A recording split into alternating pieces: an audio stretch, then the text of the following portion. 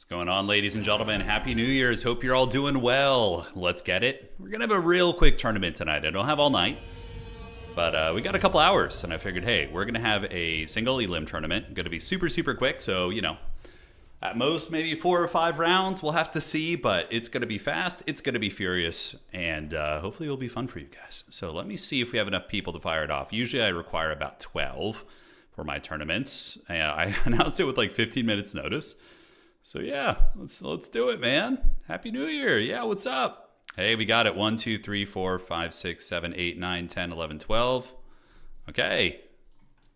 We got 12 all set. Nice. Pretty solid little tournament, guys. So it's going to be only a couple rounds, just single elim. I don't have too much time, like I said, but figured we'd stop in and say Happy New Year's to you guys. And also test the internet as well. So apparently it might be fixed. We'll see. But let's get in there and do it to it.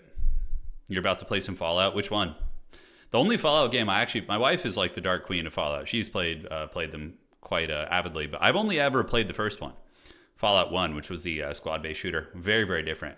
Very, very different stuff. Okay, where are we at? We are ready. Okay, let's see here. And what are we looking at? All right, Ricochet. Okay, so he's joining as well. Perfect, perfect. And let's have some fun. Happy New Year's. Yeah, let's get it. Welcome to the party, man. And Studio, thanks for becoming a member. Appreciate you, boss. Cool, so yeah, we're playing Chaos Dwarves. It's single elim, so if we lose, we're out. It's just one game, you know, one game potentially. But we're going to cast all the way through. So what we'll do is we can have players stop when they get to top 4. Goblins. Also, once you get to top 4, please wait for me to cast. Cheers. All right. Okay, and we are all set. So let's refresh this, and we're going to get the tournament started right now. 7-1, thank you, man. Happy New Year's. Yeah, let's go. Thank you for being a member for 13 months, dog. Yeah, boy. Yeah, boy. All right, so 1, 2, 3, 4, 5, 6, 7, 8, 9, 10, 11, 12. We got some really, really strong players. The great Kraken King himself is playing tonight, Inticity, so that's going to make this tournament, you know, probably guess how it's going to go. Let me see here. Charx is messaging me.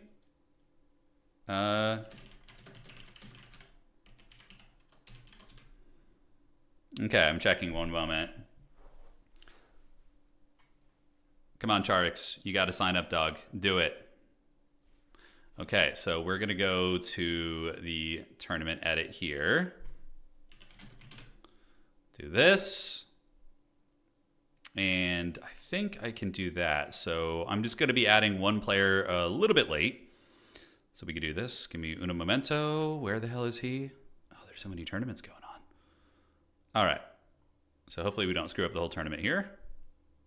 As I have been known to do. Yes, hello from the future. Yes. Hello, hello. Okay, so we are going to delay this here, and we're going to do that, and what is it, 1947. There we go. Okay. One sec, guys. Almost ready. Okay. So we're about to get started. And Charx is going to be joining us, so that will bring us up to about 14, and we're going to have some serious contenders here tonight. Norska, Slanesh, as well as Warriors of Chaos are banned. So we're not going to be seeing, you know, the usual meta stuff. Going to be a little bit different. Happy New Year. Yeah, let's get it, man. Let's get it. All right, is everybody signed up here? Yes, yes, yes, yes. And you need to check in, and then we're all good. Check in ASAP. Okay, and then did he sign up too? He did. Okay, so time to launch the tournament, guys. Let's get into our first game. The Dowies are come. You know, I figured New Year's fireworks, you know, the Chaos Dwarves would be very apt for that. But we have like several world champion level players playing tonight, man. We got Charx, we got Anticity in here, Maxmillionaire, always a terror as well, Serkia. Oh, this is gonna be a killer's row. All right, so let's generate the brackets and see who is gonna karate chop us in round one. All right, let's get it. Happy New Year's, guys. Yeah, let's go. New Year's time. Okay, we're playing the Roach in round one. The Roach is upon us. Here's the tournament real quick. So taking a look, you can see Anticity versus Serkia, Charx versus Reamer, Mr. Hill versus Ponty, General versus Space Pope, me versus Roach, and Incars versus Emperor on the bottom. Just a small, quick little New Year's tournament. Stream tonight's going to be a bit shorter, but it'll be short, but it'll be sweet. You know, it's going to be perfect. All right, so let me find the Roach and announce everybody that the tourney is live and figure it out. All right, so where are you at? Okay, Goblins, we're live. All right, so now I just need to find my opponent, and we're going to be good to go. I think his name is Roach. There we go. Is this my opponent? Let me see if it is. Let me see if this man is going to be in the tournament here. Oh, what joy it is to catch a stream. Yeah, it's got to be fun. Yeah, Roach, we're playing. Okay, I think that's you. Yeah, we're up in round one, dog. Let's have some fun. All right, so I'll send you the maps, and we will do our pick and bans. I see you here. And yeah, it's go time, man. Okay, so who's going to be banning the first map here? Looks like my opponent will be doing the first ban. Okay, outstanding. All set. So you ban first map. I'm Chorfs. You. We're going to find out what evil schemes they're up to. Happy New Year. Been itching to get into PvP Total War for a while, but not going to lie, hesitant to just get... Draxel, everybody's going to get stomped at first, man. You know, it's... I mean, Look, I'm a long-time tournament veteran. I've won a handful of tournaments. I don't win super often, but occasionally. And I got absolutely clobbered in round one the other night. Just clobbered. Like, the floor wiped with my army when I was playing Khorne. You know, it happens. It happens to everybody, you know? It happens to everybody. Don't stress it. And we do have new player tournaments as well. So, yeah, it's a party for everybody. Yes. And the tournament tonight is on the beta. The beta is just basically has a couple little hot fixes for bug things like Shalkane's Teeth and that sort of thing. Yeah, we've endured another year. That's right. We have endured another year. Okay. Happy New Year's. Yeah, that's right. All of you folks, some of you folks over in the lands of the UK, Europe, waking up right now. I know the Australians, for you guys, like the middle of the day, right? Somewhere in that ballpark. And let's see if my opponent's here. Okay. So you are Chorf also? Do we have a Chorf mirror match? Oh my God, of course we do. Of course it's a mirror match to kick off. Well, technically it's not New Year's yet, but it could be a mirror match here. Let's see what he's picking here. Okay.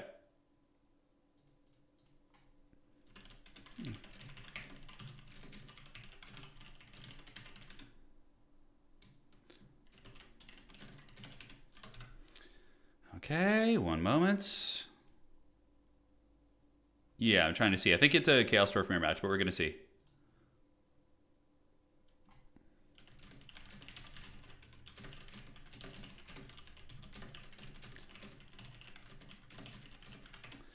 Okay, checking with my opponent here. We're going to see what he's going to play. It might be a mirror match to kick things off, which is just pure misery, but I played it a couple times. It's yeah, it's got its charms. You know, it's got its charms. There's a lot of rockets, a lot of fireworks, you know, what's not to love. And also join my lobby. So we'll start working on this, and he's going to be banning Bordello Landing. So alter the champion, Bleakspire Labor Camp, or it's going to be... we'll play Bleakspire Labor Camp. Yeah, we're going to play Bleakspire Labor Camp here. Okay, so I got to start working on the build. It's going to be most likely a Chaos Dwarf mirror match. I haven't quite seen what he declared yet, so waiting to see that, but I think it's a mirror. I know, I totally forgot. But the mirror matches can be interesting. You know, they can still, you know, yield some fun matchups. We'll see what sort of forbidden tech we are going to be doing here. And let me get him the lobby code. Just wait for him to get here. So smallish tournament, but what we'll do is when we get to top 4, we're going to cast every game. So if I don't make it to top 4, which is, you know, high likelihood, I've been playing lately, we will just cast all the games, which is going to be good. So Christmas Wookiee is still here. Respect and fear him. And now we have, yeah, time to go, time to party. So let's see how we want to do this. I don't mind mirror matches when it's an army that has a diverse roster. Yeah, it's true. I think like Empire mirror matches can be very fun. I think there's some very cool tech here. Oh, he's already locked in a build. Jeez Louise. Okay, so that is interesting that he's already ready. We need to get our Lord choice together.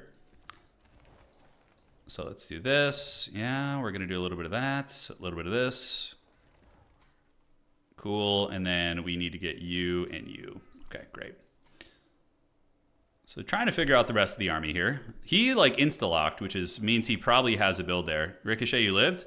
What do you mean you lived? Like as in you avoided having to play Anticity in round 1 or something? Because he is in the tourney tonight. Anticity lurks in the shadows. He lurks in the hearts of man. Oh, it's kind of funny about this is like both factions have fire res, so both of you guys are just going to take like reduced damage off that. That's kind of an interesting little caveat there. All right, so let's get you guys up, do a little bit of that. Yes. And then do we want to do... Thinking this could be a little bit ambitious, but could also work out very well. And then reserve, you always want to max out on the Hobgoblin Riders. They're just too cost-effective not to. Get a couple of these. A couple of you guys in the mix. And then what else do we want? What other foul schemes lurk? One of those I think is adequate. Probably don't need 2. Bull Centaur Render infantry version versus Kadai Fireborn. The Bull Centaur Render anti-infantry does last a little bit longer because of the HP, so maybe that is prudent. The Demon Trains are also quite good. You can get a lot of distance, a lot of mileage out of those. And we're going to need some baseline troops. Troops. 3 of those is going to be enough, I think. And then for our last Disappearing Act, what do we want to do? What do we want to do here? Yes. I think we can cut some chevrons there. Spend that elsewhere.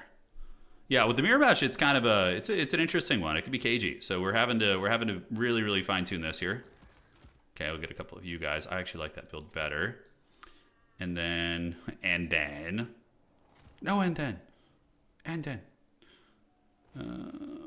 we want this? I think those guys are just really good. All right, guys, good luck, have fun. Let's see what my opponent can cook up. The Dreadquake time. Is it Dreadquake in time? I don't know. We need to get this one though. We gotta get through the first round here. All right, good luck, have fun. And if we advance here, we'll place the winner of the next side of the bracket, obviously. And we will go from there. Happy New Year's, everybody. Sort of. Well, depends on if you guys are in the future, you know, aka different time zones. But here we go. All right. So let's see what we got. It's a Chorf mirror match, which is pretty meme heavy. But I brought a bit of a weird build. I have 2 big monsters, which is incredibly risky. But it can do some work for you. And you'll see potentially why in a minute. So we're going to get you here and get you here. Obviously, Deathstreakers are very much a staple in this matchup. Very much a staple. So we're going to get those. And then our Wolf Riders will go here. So I'm thinking about, do I want to get you guys? Yeah, and just get that, and then you guys get this one. And a couple laborers will surge to the high ground to try and block that off, and we can send some cutthroats up there to get that one as well. So it's a very elite army. Greenskins I'm going to play next time. There was a homie who reached out to me asking for some Greenskin play, and I'm gonna do it for him. But tonight is Chaos Dwarves. He actually asked for Chaos Dwarves and for Greenskin. So. All right. Yeah, so we got Final Transmutation, and, you know, all the good stuff that we know and love. Let's go see what he's cooking with. Move you guys up here, move you guys up here, and then we're going to move you guys up here too. Get you guys there, and the Deathstreakers can move up a little bit while the Labor Corps is going to move up there. All right, so let's see what he's got. He's got Infernal Ironsworn. And a Castellan over there? Oh, okay. Castellan. That's kind of cool. You gotta love the Castellans. We're gonna go with the rockets, make sure they don't shoot, and we're gonna play very defensively here and probably just call in some guns and whatnot. But Astrogoth might be able to shut that down. We're gonna have to see. I don't think he really has a lot of shooting, although you gotta be careful diving Chaos Dwarf backfields. You really do. Oh wow, he went like full elite Chaos Dwarf infantry.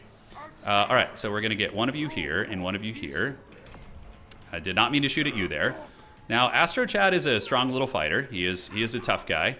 That's for sure. The Castellan up there, we could probably bully with some of our monsters. And what we're going to do is call in probably some firepower out of the gates. Get some fire glaives, because we're going to be mainly value trading here. We need to get a lot of mileage out of our artillery, so that is going to be important here. All right, so Deathshriekers are hitting. We don't care about necessarily rushing this and playing recklessly. We're going to get a fire glaive. I almost brought some blunderbusses. They actually would have been very good, I think. And is he going to come up here and let me get this? I don't know. Let's see if we can go get a freebie right there on that guy with the Bale Taurus. And we'll leave our main lord down here. So Astro Chad is on his way out. Hey, Sly, thank you, man. I appreciate that. That's super generous of you, boss. All right, so let's get you down here. Skirmishers are chilling, and we are probably going to kill that Castellan on the high ground. Yeah, I think he's in some danger. All right, so Astro Chad's moving into the bushes. We're going to keep shelling all these elite infantry, and let's get you in 4 and you in 2. Good attack here, but my opponent using the dreaded campaign juking tactics, and it looks like his big boy up on the high ground is getting punished, so that's good. And in the meantime, we're just going to drag out value here. Sly, thank you so much, man. I really appreciate that donation, man. Thank you, thank you. All right, so next up, we call it a Bull Centaur dual weapon because it's good against basically his whole army is the idea. All right, so let's get you guys set up here. Up on the high ground, the Bale Taurus is slowly taking down that gremlin there. He should be broken in a second. Astro Chad, we can shoot him with a pistol. And you guys, in the meantime, just going to set up and shoot. So let's start shooting here. And we need to get that Bull Centaur coming out soon. That is for sure. All right, so the Shriekers are doing good damage. The Bale Taurus character, I think it's not worth it there. So we're going to actually just pull back. And I think the Cutthroats can get them at this point. And we're going to bring you in to take you down, retreat you guys back a little bit, and do our best. All right, so we're attacking into Astro Chad. Bale Taurus character is going to be coming back, and hopefully will help us turn the tide of the fight. And then we need to call in the dual weapon variant, which is going to be pretty important to take down. All right, so he's getting hunted. And now let's go ahead here and call out you. So the Bull Centaur renders with dual weapons. And we're going to get you diving on this guy here. And basically, if we could just kind of take him down. I mean, taking down Astro Chad would be probably just game-breaking for my opponent. So let's pull back the Deathshriekers in the meantime. Retreat them back a little bit. We're going to get you here. Deathshriekers are pulling back. And we just kind of farm his characters, basically. Might need to do a little bit of cycle charging here, though. May need to do a little bit of that. All right, so the dual weapon boys are coming. Final Transmutation could be used as well. We need to get our Fire Glaives back as well and just kind of retreat back this way. All right, back up in the sky. Let's do a breath attack onto the Firesworn, and you guys just retreat, retreat, retreat. Because as long as we hold one objective, value trading is going to be very cost-effective for us. So that was a good breath attack right there, actually. It was very clean. All right, so let's see if we can get these Skirmishers. He does use the Ash Storm on us, which is pretty heavy metal. And I think we just call in some great weapons to move up on the flank there. All right, so you guys attack here. Charge into them. Should be able to break them pretty easily here. And now we can get the Deathshriekers and start shooting at the Blazing Beards of Basharik. Get you back up in the sky here, and great. So now we can go in, fight the Ironsworn with the dual weapons. Let's pull you guys down and under. We do manage to break those guys back. And now Astro Chad's going to get it, I think. So we're going to go with after Astro Chad with both units. And Skirmishers can retreat back. We don't want to be getting into melee with those guys. All right, so Astro Chad's getting hunted. We can get you right here. High ground is looking fine, so everything is basically going as planned here. The dreaded kiting is underway. And we're going to go ahead and get a final transmutation on you and see why these guys are not attacking. All right, there we go. So Astro Chad is going to get nailed by a final transmutation. We can do the Vial of Hashut on him, make him a little bit weaker. Meanwhile, we just continue kiting back and value trading. My opponent doing a big armor push. Pretty cool. You don't see that often with Chaos Dwarfs, but it ain't bad. It can do some lifting. All right, high ground. Ooh, I blundered there. Yeah, he got me good, that dirty dog. All right, let's shoot the Blazing Beards of Basharik. We're going to set you guys up to start shooting right here. And hopefully my Sorcerer Prophet will beat this little garden gnome here. We'll see if he does. If not, I could lose the game. All right. So still trading there. Skirmishers are still poking. And what we're going to do now is call out another Fire Glaive. Can we do one deep set? I don't know if we have any options to do that there. Astrogoth, yeah, we got to run. Astrogoth is a deceivingly good fighter, so we need to be very careful about just losing our lord to him.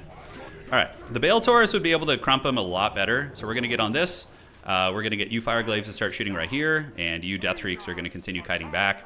And how are we looking up here? A little bit sketchy, but nothing we can't come back from. All right, so Astrogoth eating a lot of firepower there. He's almost cooked. We probably just get him with another final transmutation here in a minute. and call it a day. You guys keep running. You guys keep running. And are we going to lose the high ground? It's getting a little bit sketchy. It is. We can go for a Hobgoblin here just to start contesting the side points a little bit, because he's going to hemorrhage a lot of value here. All right, so let's get another Final Transmutation on your boy. We're going to get him with that, and then you guys can just start shooting here on the Infernal Iron Chads. You guys shoot right here on the Blazing Beards of Basharik, and you guys encircle while the Deathshriekers continue running back. All right, so he most likely will go down to that, or is going to be very, very low. Let's follow here, see if we can get a little bit of value going. Pull you guys back. High ground sketchy. He's got trains coming in. We need to get our Deathshriekers back online to take down the Pain Train. So we're going to go single fire mode and start shooting at the Demon Stung right here. See if we can crump that. All right, Astragoth is very beat up, so we need to get him. That's going to be pretty big to get a kill on him. So we're going to go dive him right here with these guys. Keep chasing with the pistol character, and hopefully be able to free up these damn Ironsworn. They're so stalwart. They just will not go quietly. And the Bull Centaur Render is actually not killing as much as you would think here. They are trying their best. All right. So these guys are getting hunted, should be getting taken down here in a second. Let's put you guys in guard mode, keep shooting there, and see what we can get done. Yeah, the Bale Taurus might be able to get it. The fact that we're getting the side point is big. Astragoth is down. We have a bit of time to work with. Not as much as you'd think. It can go very, very quickly here. So let's keep retreating, and you guys keep shooting here. Although maybe just bring you guys in to try and alpha strike these guys and just break their leadership. And it looks like, ooh, I'm getting shot by that damn Castellan over there. That Castellan's so hot right now. Yeah, he's putting in work. All right, so you guys go here. Let's run you back into the trees. Astro Chad is broken. And over here, the high ground has gone to my opponent, but we hopefully will be able to re-secure it once we stabilize our Deathshriekers. All right, the trains are here. We're going to need to call in Bull Centaur Renders next. That is going to be the play. Let's get you guys back this way. Call in the Sorcerer Prophet to come finish off Astragoth. And the Bull Centaur Renders can retreat back into the trees. And we do have a guy who just finished over here, so let's get him back. All right, are we going to get this train down? I don't know. It's kind of sketchy. It's a little bit sketchy here. The Demon Stung is causing havoc. My opponent may be going to be able to pull something back. We'll have to see. Without his Lord, it's going to be harder. But, you know, he does have the objective advantage for sure. But maybe we're going to be able to weasel that one back, which would be quite massive. So Astro Chad has fallen. And here in the woods, we do have Oglacon's boys. So let's see if we can get those guys down. Deathshriekr is offline, and our Fireglaves are where? Okay, one Fireglaive is online here, which is quite big. The Bull Centaur is going to be trying to ninja that objective back. And the Castellan, let's see if we can shoot that Castellan down here. That'd be quite nice. And if we can take down the Demon Stung also, that's going to be very, very good. So let's get a Bull Centaur Render to come out. We're going to do this. And if we can trap and take down his Iron Demon Man, that's going to be Chef's Kiss. That's going to be very good. So we'll park on the side here. Maintain a little bit of capture weight. Hunt you down there. And the Bull Centaur Renders will sneak around the top. The Deathshriekers rallying would be massive. They should, but, you know, stranger things have happened. That is for sure. We're hiding in the trees a little bit and maintaining capture weight on the objective. He's going to try and screen us out. So let's go get on the other side. Get on the other side here. You guys fight like so. And the Castellans can just start shooting there. So let's rip some shots and unsummon you guys. All right, great. So I did slip up a little bit, but the Demon Stung is going to get hunted pretty bad. We are in the bushes, and you guys can go sit on that objective to kind of bleed it out a little bit. Do we manage to get the Castellan down? It looks like we maybe did, which is nice. Let's call in some warriors and get those guys waddling up. The Bale Taurus and company trying their best. We can probably pull the Bale Taurus over here to help out if need be. You see this little rat plays like this on the objectives. Like every little bit matters. And do we get this objective back? I don't know if we did. All right, so we need to go up there and deal with that for sure. And you keep hunting this. Character's just going to lurk in the trees for now. Let's get on the other side of the point. Be real sweaty about it. And then we have a handful of good quality infantry heading to the middle. But let's get you back. Do this. And we're going to need to call you out as well. All right, so just all hands on deck, basically. Yeah, we just got to start playing the objectives here pretty hard because it's getting very dicey. All right, so you fight here. Should be able to win that. Our Lord is waiting in the bushes. Lord Farquaad. And you guys park under there. And yeah. Okay, we should be able to hold on to it. We're going to see. The Bull Centaur Renders will make quick work of the Destroyers. Oh, there we go. That's what I'm talking about. All right, so that is Chef's Kiss. All right, so you guys do this. Pull you guys back, and we need to get a Hobgoblin in there ASAP to get rid of those guys. Okay, we got both Deathshriekers back. That's good. That's exactly what we wanted. And cool. So let's get you guys, go over here, go single fire mode, and see if we can take down the Pain Train. Yeah, if we can get that train down, that's going to be very nice. We have been able to gremlin that side objective. Like little rat plays like that, man, I'm telling you, make a world of difference just kiting them and being obnoxious there. All right, so you guys keep fighting. You guys move to the high ground. The Bull Centaur Renders carrying this objective here. I think we may have clutched it here. Yeah, I think we may have clutched it. All right, let's unsummon you. Keep you in the trees. You can keep shooting your little pistol, and you guys keep kiting there. And in the meantime, the Pain Train is going to go down. That's a huge loss, and it looks like he did resummon Astragoth, but yeah. The Bale Taurus will be able to make quick work of Astrogoth, most likely. Yeah, and did we actually finish off those guys back there? We did, eventually. Jeez Louise. All right, Bale Taurus, man, we're going to need you to probably go fight Astrogoth, and you over here. We're going to need to reclaim some objectives in the middle realms. So let's get you guys to do this, and now we're going to advance up. Get ready to go fight those guys. And I do have a final transmutation. I'm probably not going to overcast it, though. Probably not going to overcast. So Astro Chad is a bit of a pain in the butt, but the Bale Taurus should be able to deal with it. And the Fire Glaives are now moving up, so we can hammer these guys down, come in with the... Yeah, okay, good. He's chasing off the point, which is great. That means I'm going to hold on to it a little bit longer. How does he have the capture weight advantage on me here? He has a Castellan there or something? Okay.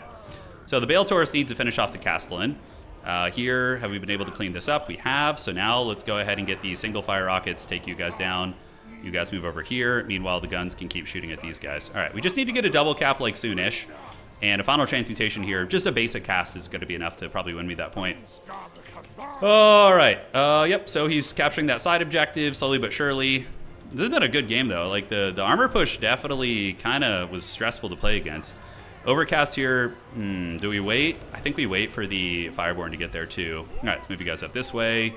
The middle objective's going to go to us, and then we can call in some Fire Chads over here in the middle to secure that while we get some Fire Glaives coming over here as well. Although maybe re-solidifying the center is going to be the play. All right, so Big Man is here. We're going to go ahead and keep attacking you and keep our Lord up in the sky. Not going to use Overcast it. Can't really afford to take the damage, to be honest. And we're going to go ahead and unsummon you guys. Get them back in the pool while the rockets can get ready to start shooting at the Iron Sworn that are advancing in. And we just hold the two objectives and basically win for the rest of the game, I think. Yeah, we'll see. Little bit dodgy here, a little bit shady McGrady. Let's get you skirmishers up. I don't know how he has the capture weight advantage. I guess I just have like trash units here, so yeah, that's probably part of the reason. All right, so they're down. The Bale Taurus has been pretty money this game. Not gonna lie, he's been solid. Let's get these guns set up in such a way that they can punish the advancing monstrous units. Okay, and we're gonna get our skirmish cav in group 2 and relocate them together. Yeah, we're gonna need to actually stay up here. This is kind of sketchy, but yeah, we should be able to secure that point. And then Collins in the back. We have some sneaky gets. What we do is we just go for the sneaky gets here, creep over to that objective, make it a little bit less fun for him there. All right, so we're going to shoot those Bull Centaurs on their way in, and the Death Shriekers should be in about range now to start hammering down these Iron Sworn. Yeah, the big boy's getting shot a little bit. And are we holding on to this objective up here? I think Astrogoth is in the process of losing, so that's big. And yeah, we might be able to ninja the high ground point too. The Bull Centaur is getting hammered there as well. All right, guys. Yeah, the Chorf mirror match. We see it as fair amount. It's not like the most uncommon thing in the world. I don't know why these guys aren't shooting, by the way, these Death Shriekers. Oh, are they in melee mode or something? Like, why are they not shooting? What the hell is this? Okay, so are they just out of range? I think they're just out of range. Okay, so you're up. Let's get the Fire Glaives there, and the sneaky gets are going to go get that high ground objective. And the big man has done his job, but now we need to make sure we don't lose this one. So let's get up here, and get you skirmishers up there as well. And here comes some hobgoblins, so the Ogla Khan's boys. We probably call in a light cavalry just to maintain some capture weight. Damn, that bombardment did some big damage though. That was fat. All right, so let's do a little Searing Doom on those guys. We're going to need to maintain the capture there, and we should put you guys in group 1. All right, great. So we do get a bombardment. High ground objective is secure. Yeah, obviously going to be a little bit problematic there on the low ground, but the Fire Glaives, let's get you in, run down the goblins. And my big character, we just need to keep her very, very safe here. All right, so the rockets should be able to saturate in and maybe do some good work here.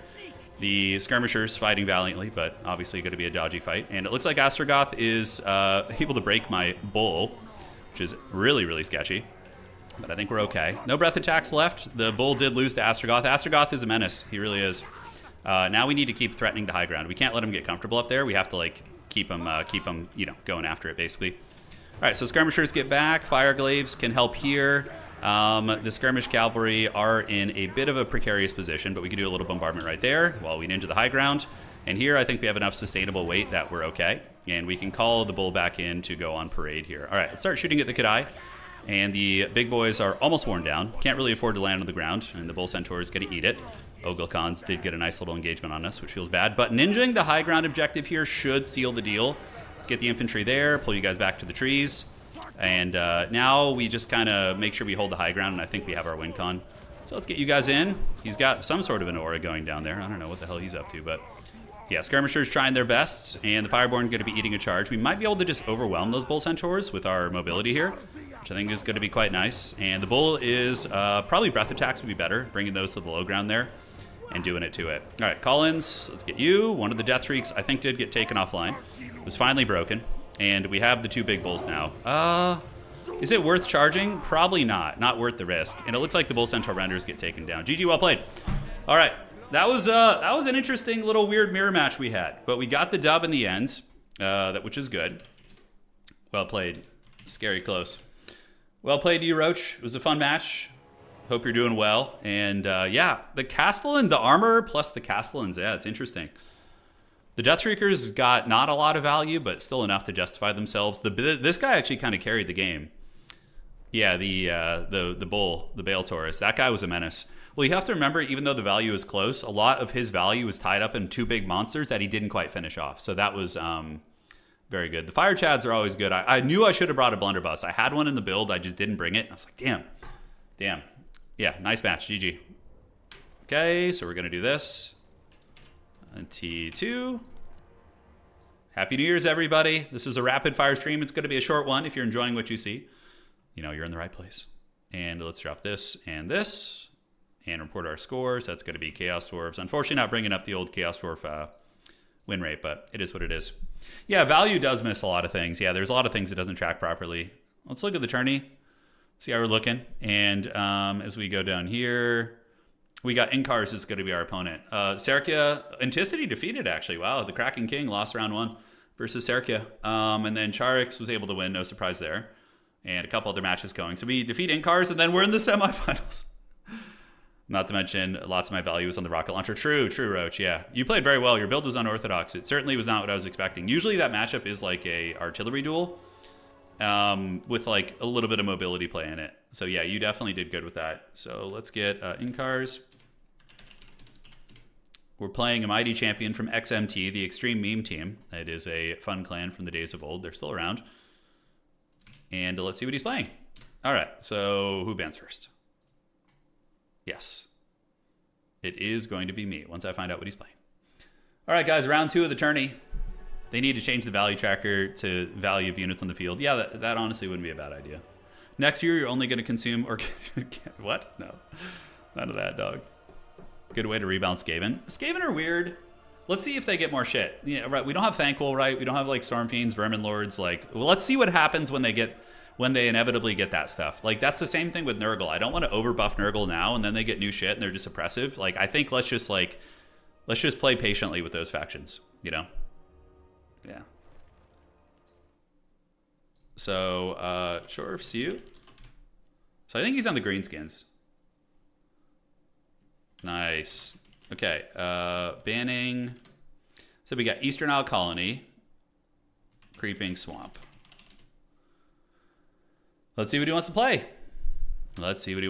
So we're playing against greenskins. I actually don't have a build save for this one. I'm a little bit rusty in it. Usually, I mean, Burning Head's very good too, but there's a handful of ways you can play this matchup. There's a handful of ways, but yeah, Skaven are still okay in some matchups. Same with Nurgle. I mean, Nurgle probably needs the most love, I think. Skaven, I think, are even more viable than Nurgle. At like a really high level, like you can whip out Skaven as like a counter against a couple factions, but Nurgle doesn't really counter anybody. I don't think there's like a single faction that's like, oh god, it's Nurgle. Like even the one faction people thought they could beat easily, which was Vampire Count players figured it out too. So the worst thing is when my favorite faction becomes meta. Agreed. That's why I play terrible factions. All right, so we're going to be playing the Eastern Isle Colony. Eastern Isle Colony. I love this map. This is a great map. It's super fun. It's a different style, you know. All right, let's get our Wookiee blocker up, and let's do it to it. Okay. So we're playing against the Greenskins. What do we need to worry about? How do you make Nurgle strong without making them obnoxious? New units, probably, that address the weaknesses in their roster, I think would be the safest way. Giving Nurgle some missile resist, too, would be good. Good match. Yeah, it was a really good match. My opponent was great. Very strong player. It was close. And, yeah, he had good micro, too. He was very good about taking the right engagements and, not getting caught in bad places. Really forced me onto the back foot. All right. So, Greenskins versus Chaos Dwarfs. Let's see how you do it.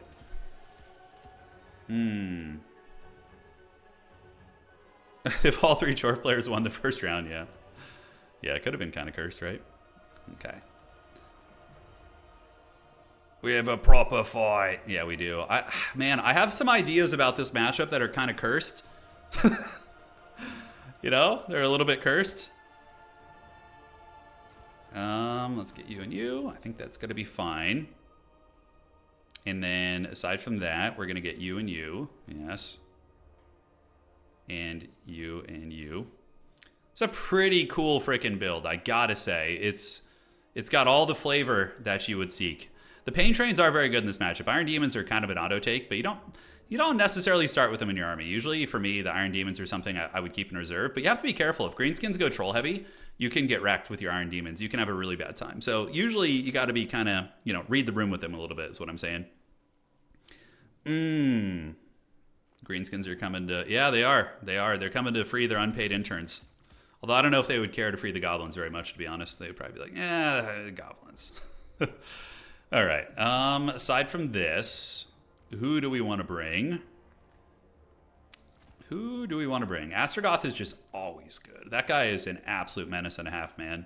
I mean, you saw that little lawn gnome giving me the business last game. He was giving me a lot of trouble, man. Yeah, you have to be careful when you're balancing factions like Nurgle, because they can become oppressive really quickly. So yeah, I would, yeah, not free under new management, right? Right. All right, you dirty dogs. So that looks fine, and I think we can bring in one of you guys. Perfect. Yes. Yes. So if you guys are having a good one, you guys living it up tonight, man. What do you guys, what plans you guys got? What do you got on the docket, You guys partying like it's 1999, man. I remember the year 2000, the New Year's. I vividly remember the party with the conspiracy theories about Y2K, man. It's going back. Takes me back. Oh, man. Is that really the way, though? Do we need more of those? I don't think so. And then for you, we could cut you. And this could be our last disappearing act here. Okay, yeah, it is what it is. I think the build's fine. It's not the prettiest build I've ever come up with, but, we'll do it to it. You just bought the Sisters of Twilight, so I'm trying to learn them. Oh, they're fun. Their campaign's very fun. Yeah, I like the Sisters of Twilight campaign. I actually played that one right when it came out. It's a good time. All right. Yeah, looks good to me. Mixing it up a little bit. It's certainly, this build is off meta, I would say. It's off meta, but, we're going to see if my opponent can handle the dreaded off meta Y2K Take Me Back, yeah. Yeah, it was fun. Fun times. Let's get you. And how many Wolf Riders do we need in this matchup? I'm trying to think about their relevance here. I'm trying to think about the relevance of the humble Wolf Rider. Yeah, I think I like this more. All right, good luck, have fun. Whatever happens, happens. We might get punched in the dick, but if we do, it's all for fun. Incars is, from my memory, serves a very nice person. So, yeah, we're trying some new stuff. Caved in about the Kree Command Patrol. Dude, I got to tell you, if you like the Deathcore of Kree style models, play the Heretic Legion and Trench Crusade. They're awesome. The models are so good. I'm painting my Heretic Legion up, and I'm doing kind of a Deathcore of Kree. It's like a gray, dark blue kind of color scheme with like glowing runes on them and stuff. It's very fun. Very, very fun stuff. The game's easy too. It's super easy to pick up. My buddy and I played the other night, and yeah, can't recommend it enough. It's quite cool. Vampire Coast? Maybe. I'm not a huge Vampire Coast fan. Not these days. I used to like them. They used to be one of my favorite factions, actually. So we're not rushing the objectives on this map. This is like a slow value trading map. Yeah, this is, sort of a sweaty RTS. It's like a family-friendly RTS. So going for the... Oh, okay. That's what you guys were joking about. We got the Magma Cannon. So check this shit out. We got blunderbusses. We got a freaking Infernal Guard Fireglaive, and then we're going to be rocking double Chorf Blunderbuss. How heavy metal is that? Come on, tell me you guys don't like that. It's awesome, right? It's awesome. 2, 3, 4, and then we got you guys can be in 1, 2, and then the Magma Cannons need to be in Group 5. Do you like this build? Did they finalize the rule for Trench Crusade? Yeah, it's really good. Yeah, it's good. We've only played 2 games. Sort of 1.5. We kind of took our time, but it was very easy rule system. I could like teach you the rules in like 10 minutes. Yeah, hitting the blunderbuss. Yeah, let's get it. All right. The tournament continues, my friends, and let's see what is going on. We got the blunderbusses, we got the fire glaives, the magma cannons. All hands on deck, baby. All hands on deck. All right. Do this. Do this. Oh god, I was dreading this artillery style of play. I almost brought a Dreadquake mortar. How many does he have? Okay, it's only a couple. We're fine. So I'll move you guys up, and the cannons, one of them can be here, and one of them can be right here. Okay. So it is a little goblin. The goblin is going to be rocking Vindictive Glare, probably, so it's just a sniper goblin. And the magma cannons are not going to want to be shooting those. Let's get those over here and over here a little bit. And he might do a full court press on my back objective, but in that case, we just call in a Bull Centaur Render to deal with it. And yeah, that should be fine. With Astrogoth there helping, should be more than enough. All right, so let's get you guys shooting those boar boys, shooting those boar boys. See if we can waste them a little bit. And the magma cannons are scooting up into range now. Magma cannons are hit and miss. They were incredibly OP when they first came out. And then they, of course, were brought to heal and are in a better spot now. I wonder if he's going to try and snipe my artillery, maybe? We're going to see what he decides to do here. All right, so the fire glaive's going to rotate between the two objectives. You're going to sit here, and you blunderbusses can go over here. And the first magma cannon shots are hitting home, which is outstanding. And I think we call in a Bull Centaur Render. That's going to be our play. This blunderbuss can just kind of be deep set as a protective tool. And yeah, we don't mind eating just like rock lobbers. You know, it's not that huge of a deal. All right, so let's get these Bull Centaur Renders coming up. While the magma cannon shots are going to be saturating in, shooting into the boar boys. And now we can just kind of waste the goblins. Yeah, just like clear out whatever we can. Doesn't have to be huge value, but if we just kind of make them pump their brakes a little bit, then that's going to be good. All right, so he's going to have to push me eventually. This is a Orc Boy unit coming in, and you guys move up and grab the point.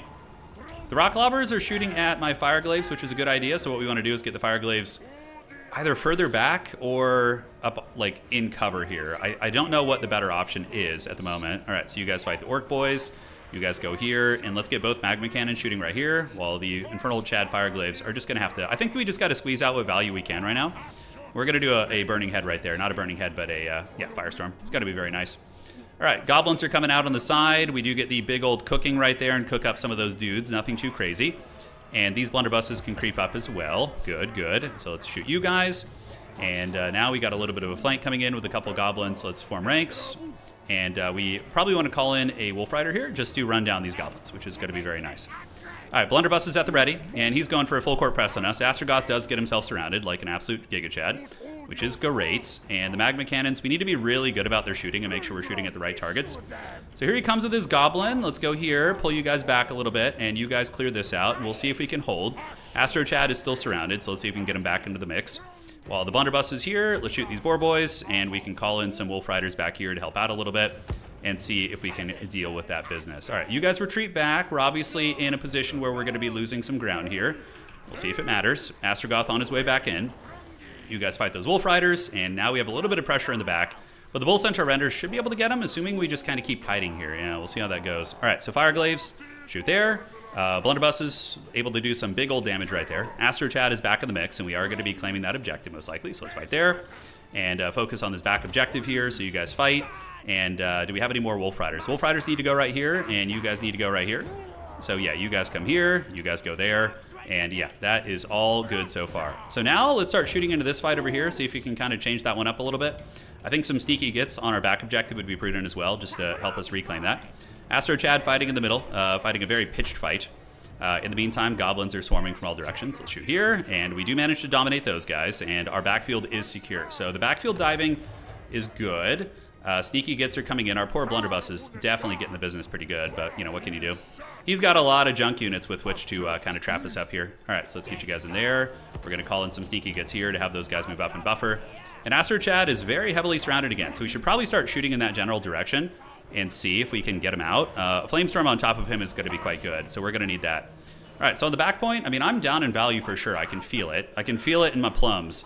But not to say we can't get back in this game, because we do have a decent little backfield, and, you know, Astro Chad has been a fair amount of my opponent's value there. So, all right, so those guys have got it. Let's shoot here, get the fire glaives to start wasting them.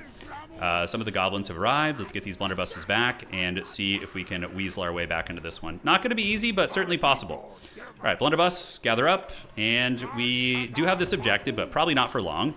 We're shooting those Orc Boar boys. He's losing a little bit of momentum there, but we got to focus on some good old-fashioned value trading here. How are we doing there? Goblins are getting cleared out. Let's get you guys up to get this, and the blunderbusses can come over this way as these blunderbusses retreat. And the magma cannons hopefully will bump and grind us some good value here. But we are down on points, and those are Rugloods. So Rugloods are a great target for us. Very, very good target. All right, so what's next? What do we want to call in? Probably just some Kadai would be good. Just some Fireborn or something to, melt down some of the infantry here. So let's get you guys shooting here, you guys shooting here. Astragoth does eat a little bit of damage, and it looks like some of the Baconators did end up coming back to our cannons. All right. So you guys need to move in. Let's consolidate, and you retreat, and you shoot here. Chad can also charge them. And hopefully the Bull Central Renders will knock off that back objective there. All right, a little bit of a sneaky Goblin Big Boss. We'll try and waste them a little bit. Blunderbusses are cooking. Let's get you guys back. I do feel like I'm on the back foot right now. This is a matchup I've kind of struggled with historically. However, I don't know if I have the best builds. It's certainly not terrible, but, we have seen better days. All right, so little Gremlins getting combat there. And Chad hopefully is going to be able to carry here a little bit. We'll see. All right, so you guys shoot the bacon. And you guys shoot the bacon there too. And in the meantime, let's get a Wolf Rider. I'm paying a premium because I just need it. And the Blunderbusses did melt those guys down. How are the Bull Centaurs doing? I think they're chasing some shit into the Shadow Realm right now. All right, so keep shooting. And we do have a couple guys back here. Maybe they can sneak up on that. Doesn't look like it. Kadai Fireborn. Fight these dudes, and we can get a Burning Head right there as well. All right, so you guys clear that out. Should be enough. Pump Wagon's coming in. So we're going to need to pump up the jams. And the Kadai Fireborn can come back here and fight them. Although the Bull Centaur Render is conveniently placed nearby, which is good. All right, so a little bit of momentum for us here in the backfield. A little bit. Not a whole lot, but, tickling the pickle, surely. We have some gremlins who can make their way back towards the battlefield, see if they can stabilize it. But this is going to be a big value trade for us back here. We're going to get quite a bit. And you sneaky gets get up to the point. Goblins there should be getting folded, and hopefully Chad and company can do it. We do have some, late game play in the sense that we... Yeah, how are we doing on points? It's getting a real sketchy here, man. It's getting real sketchy. All right, so that's taken down. He has good micro there, able to get that dude back. And now we just need to reclaim our home objective. That's going to be a big part of it here. Hopefully he doesn't hit Astragoth in the mix. Looks like he kind of, unfortunately for him, did not get that. So we're going to start shooting at Rugloods. And, yeah, we got to just start moving up to the points again. Moving up to the old points. So shoot the Orc Boys. We have these guys who should be unsummoned. I don't know why it won't let me unsummon them, but we're going to move them back out, I guess. It's what we got. Bull Centaur is doing their thing. Blunderbuss is going to creep up, and let's see if we can get this objective back. If we can get his Lord especially, that's going to be pretty colossal. That would be one way we 100% get back into the game. So we'll see if he slips up and lets us get it. I don't think he's going to, though. This guy's been a very, very solid player here. All right, so in the late game against Greenskins, Terror is your best friend. So we're going to call in a Terror-causing unit, try and route them back. Blunderbusses are going to do this. Bull Centaur Renders can come over here. We just need to get one objective back at least. That's got to be the play. So you guys get there. We eat a little bit of damage. Chad can go help with these guys. Bull Centaurs can fight the Orc Boy units. Goblins move in, and you guys move in and win that fight, hopefully. We can do a little Cascading Fire Cloak on them, too. Just kind of keep them fighting a little bit longer. Blunderbusses are shooting, and here comes a hoorah from my opponent. So this is going to be one of those situations where if we do win it, it's going to be at the very end of the game with like a big momentous triple cap, basically.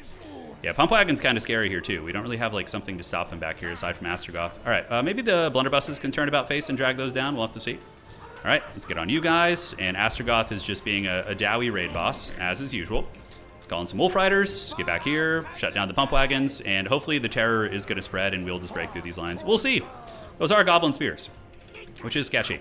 Astragoth dying would be very problematic. We'll see if we can salvage him. Maybe, maybe not. In the meantime, you shoot the Goblins. And you guys can come up and start advancing too. All right, are we winning this fight? Are the Terror routes coming into play? Yes, they are. Slowly but surely. Let's get you on the little Goblin and see if we can cheese his Goblin. I don't think it's going to happen, but let's get back on the point. Back on the point here. And we're going to move in. And Astragoth might live. Yeah, he's hanging on for dear life, man. He really is. All right, so we get the surround. Blunderbuss is going to be turning about face and getting some shooting in there. I think we just maybe just lose here. I don't think we have enough tools to really get through all of his chaff units, guys. Yeah, the Bolt Thrower is kind of an interesting tech, too. All right, GG, I think he's got us. Very, very good game on his side. It's a fun matchup, honestly. I really enjoyed this one. But what would I almost brought a Dreadquake Mortar, but I'm starting to think maybe the artillery is a mistake in this matchup. Could be wrong, could be wrong. It says we're down in value, but are we that far behind? I mean, the Iron Demon probably should have had those things out earlier. They are causing a lot of mischief right now. A whole lot of mischief. All right, Chad is back. He's going to pop the Black Hammer of Hashut and the Cascading Fire Cloak and maybe be able to win a fight that he has no right winning, which would be pretty great. All right, so these guys moving up. Iron Demon doing it. Chad is going the distance. Is he going to L-bonk that Goblin down? Oh, he almost gets the Goblin. What a hero. Went out on his shield, I do dare say. All right, so you guys come here. Yeah, the Pump Wagons, dude. He pumped the jams. He did. Okay. So you guys move up that way. And the Iron Demon probably should have just gone with like an Iron Demon cheese build, I'm thinking. Thinking maybe that would have been a little bit safer. All right, let's go get this little goblin. You guys are going to move up here, fight these guys, and the artillery still going. Magmas? Maybe magmas are also not the way. Like, Deathshriekers might be better just for, like, getting the cheese plays and stuff. I'm not sure. All right. So let's get back here, run over this little goblin, get him off the point, and then we can turn around and try and get some momentum. I bet you both artillery pieces didn't get much value at all. I think just mass bull centaur renders with infantry is pretty good. Kind of feels like just as long as you can beat the boar boys, you have a decent chance of winning, you know? Kind of feels that way. All right, so this guy's back. Let's go ahead and shoot here, get the bull centaur renders to go fight there, and we're going to call in a little infernal Chad Fireglaive. It's over. It's over. At this point, we have no chance. Yeah, there's no way here. The Iron Demon should have been called in earlier, though. Granted, only 400 value, to be fair. I feel like magma cannons just kind of suck now. They're just not great. Like, every time I use them, I lose. Even if they're shooting the entire game, I found, like, the past 5 or 6 times I've tried to play them, yeah, like, the magma cannons are just lackluster. I thought the leadership effect would be enough, but it certainly wasn't. Yeah, tricky one. The magma cannon just didn't do it. It was 2,000 gold sunk into the pits. GG, fun one. Good luck in next games. Oh.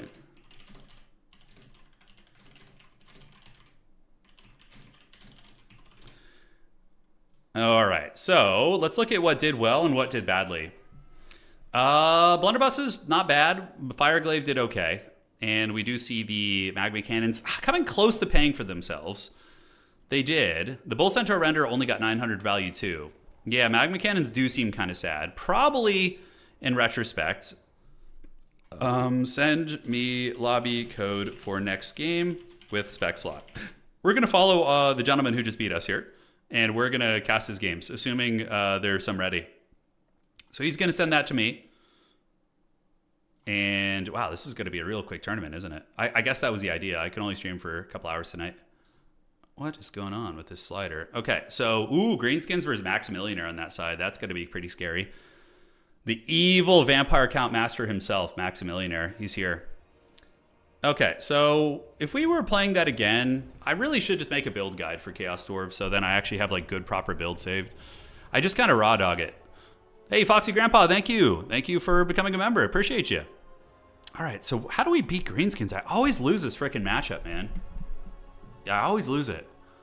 Do we just need to go monster cheese? Okay, why is my mouse wheel not working? It's kind of strange. Did I, like, lock it or something? One sec, guys. Is it that? Oh, geez Louise. Okay, is it this one? Hold on. Oh, curses. My mouse has, like, a setting for, like, sensitivity on it. Oh, okay, I think that's what I had before. Okay, there we go. Happy New Year, guys. Happy New Year. Yeah, so let's see. I'm going to have to figure that out. It's super annoying. The mouse wheel not working. Are you not working at all? We're going to have to restart it. Plug it in and plug it out again. Is that the forbidden tech? Magma cannons have very low AP, but they still can do okay against Black Orcs, I think. Yeah, it says that it's an armor-piercing unit. It does. Yeah, Asgore combo's all right. The biggest problem in that matchup, though, is dealing with the what's it called? Dealing with the freaking boar boy spam, like the bacon spam, because you don't really have, like, cheap units that can fight them. You have to bring out expensive units, so it becomes a little bit precarious. Okay. That's weird. Okay, well, we'll get to the bottom of this. All right, so it's going to be Incars versus Maxmillionaire here, and taking a look at the brackets real quick. So an update on our rapid fire New Year's tournament. Desktop capture here, uno, dos, tres, cuatro, cinco, and seis. There we are. Okay. So he should have reported the score by now. Let's refresh this real quick and see. There we are. And looking down here. Yeah, so Max versus Incars. And then on the top side, we have Serkia and Charx playing, and Death by Ricochet and Mr. Hill. And then, of course, we're going to be getting to the later stages of the tournament. So, yeah, we'll see what we got going there. Avenge our boy, yes. Well, I don't know. You kind of, in tournaments, my tradition is to root for the guy who beat me. So we kind of got to root for our greenskin homie. He's got a cool picture with the dude with an eye patch, too. So, I mean, yeah, Deathshriekers, I think the only artillery, really, that would have been decent there, I think no artillery at all. You just play more headstrong against them and try and meet them with trains and terror and stuff. I think using a Dreadquake mortar would probably be the most viable against Greenskins, but even still, I'm starting to think no artillery is the way against Greenskins. Just like infantry, double Deathshriek, or double Iron Demon, just toxic, like healing trains, like that kind of play is probably the best. All right, let's look here. Let us see what has emerged. I don't know why the mouse wheel isn't working here. Strange. Yeah, Ent lost in round 1 tonight. He did, which is very, very rare. It was a faded moon. Morsleeve was in the skies, but he played also a top tier player round 1 too. So you know it's tricky. It is tricky. So Greenskin Chad versus Vampire Counts. Definitely Vampire Count favored this one, especially with Maxmillionaire playing on them. He's just like a savant with the Vampire Counts. He's the insta-ready's up. He's just like, yeah, I'm good. Happy New Year's, Foxy Grandpa. Yes, watching from St. Louis. Been a huge fan, and hey, man, I'm happy to hear that. Yeah, the blunderbusses aren't too good against greenskins, I don't think. That was my experiment. The problem with the blunderbusses is they, if they get like jumped on by anything in the roster, they just die. Like a goblin will drag them down, a freaking boar boys, squigs, pump wagons. They just are so many things the greenskins have that are good against armored infantry. So I think you just have to go laborers with trains and like, you know, monstrous infantry, like bull centaurs, things like that. Yeah, it has to be something like that. All right, guys. Thank you for joining tonight. It's been a pleasure hanging with all of you. And the saga continues. Maxmillionaire on Vampire Counts, Incars on the Greenskins. And then we have the topside matchup in the grand finals as well. And we'll probably close out the stream with some fun shenanigans. We'll just do like we'll just do a little razzle dazzle, like a siege battle, or maybe like a big in-house Empire game with Hellstrom rocket battery shooting or something. I don't know, something cool. And how long have we been going? We're going about 57 minutes. We're already mostly through it. I have until about 11, so that's like 2.5 hours from now. Potentially a chance to squeeze in another one. We'll have to see. We'll have to see, guys. We'll have to see you, dirty dogs. Do we want to peek at the Vampire Count build? I know you guys want to. You want to see it? You want to see what Maxmillionaire is cooking up? Yeah, I like the build from Incars, though. The little Goblin Shaman is very effective. He's just like chips away HP from your expensive characters. And, the first time it hits you, you don't think much of it. You're just like, it's not so bad. But it starts to add up, man. Yeah, so this is the game that I've been playing that I can't recommend enough. I like it a lot. And, the rules are obviously rather simplistic, but the flavor of the models and the universe is pretty hog wild. So let me pull it up here. Yeah, so this is the Trench Crusade game. You can go to this website called Trench Companion. You look at all the armies. Basically, you have a couple main armies. So Court of the Seven-Headed Serpent, Cult of the Black Grail, Heretic Legion, Principality of Antioch, and then you have Trench Pilgrims. Those are the 5 main factions, and within each of those factions, you have sub-factions. And they're pretty different. Like, for example, if you play Antioch, which is basically like the empire of this setting, the good guys, quote unquote, they have some really cool sub-factions. Like, they have the Straubstruppen, the Free State of Prussia, so it's like a Prussian detachment that has like its own whole set of rules and everything. It's very, very fun. Yeah, it's great. And my favorite thing about this is, let me go ahead and go here and go to warbands. All right, here, when you make a warband, for example, Heretic Legion is what I'm playing. Let me show you this. Like, the amount of customization is super fun. So like if I add a basic trooper, for example, you add it, and my damn mouse wheel's broken. You click here, and then the amount of like, this is what I missed about like Warhammer is the customization. Like, being able to give all these different weapon options to customize your army gives you so many different ways to play, right? Like shotgun, rifle, pistol. And as you play campaigns with your friends, you can also unlock more advanced weaponry, which lets you customize your army. So it has like an RPG element. As you go through different missions, you eventually unlock, the characters can die, they can get scars, you can get upgrades for them. It's really, really cool. Yeah, the Iron Sultanate, the Nuke Witch. Oh yeah, she's the coolest. The where the hell is that? It is. Oh my God, you never realize how much you use your mouse wheel until it's gone. The Artillery Witch. Yeah, the Artillery Witch is rad. I don't know if we can pull up the card here. Is she up on the top? There she is. So it's like a witch who's like levitating artillery above her head, and yeah, she like launches it across the battlefield. But yeah, lots of customization options. It's very, very fun. Kind of like World War I, Grimdark, all that goodness. But yeah, it's a fun game. Cheap to get into. You can get a full army for like $40 off eBay, and just, you're all set basically. All right, ladies and gentlemen. Welcome to the semifinals of tonight's tournament. Spawning in on the south side of the map, it is going to be our mighty champion, Maxmillionaire. And he is going to be rocking zombies, zombies, zombies, zombies. And yeah, he's going for the spooky Halloween special. Wrong season, but that's okay. He's got Cairn Race in the back, maxed out. Corpse Carts with the Unholy Lodestone, Banshees, and yeah. So this is basically a magic damage check build. It's incredibly hard to beat. Basically, you throw an entire magic army at your opponent, or ethereal army, with all these ghostly units. And yeah, you're gonna have some suffering. For the Greenskin army, Savage Orcs, and Savage Orcs, backed up by Ruggluds and Savage Orc Airboys. We do have a Goblin with Sneaky Stabbin' and Vindictive Glare, and Don't Even Try It, with the Acid Burpa as well. My concern for this Greenskin army is not a lot of magic damage at all. The only way Greenskins can get magic damage is from a Rogue Idol, or also from the lore of Orcs, in which you can use the Fist of Gork for magic damage. But yeah, that would be a nice little buff for them to give them some more magic damage sources. But yeah, it could be very tricky. I mean, dealing with these ghost units is very, very tough. Talia's rooting for his boy. He's rooting for the Greenskins, which I respect. So those guys are moving on in. And the Banshees and the Cairn Race have gathered in the night, as Cairn Race do gather here, and zombies heading up on all sides. So Greenskins might be able to flip this objective quickly. The arrows will do okay damage against Cairn Race since they have 0 armor, so there is some, utility there. The Spider using Vindictive Glare and Don't Even Try It on the Neckarch Vampire Lord. So look at this, Greenskin player going for a snipe on the Vampire Lord out of the gates. Already chunking down about 30% of the HP off the Lord there, which is very, very nice. And yeah, Greenskins are going to be parking on objective 1 and then just kind of slow pushing to the other ones. I actually don't know how Cairn Race will do against Savage Orcs. I would assume Savage Orcs will lose because of the damage mitigation from the Cairn Rates, which of course is 55%, but it's closer than you would think there. It's actually not too bad. All right, on the backside, we do see Night Goblins being called in, and Biggest Squig is already off to a very bad start. The Big Squig attacked in, tried to fight 2 Banshees, and got Spirit Leeched and Prison Shanked by the 2 Banshee units. So a little bit of pain right there. In the back, Night Goblins gathering, and the Night Goblins using their Fanatics, I suppose, on the Cairn Race, which is kind of an interesting tech.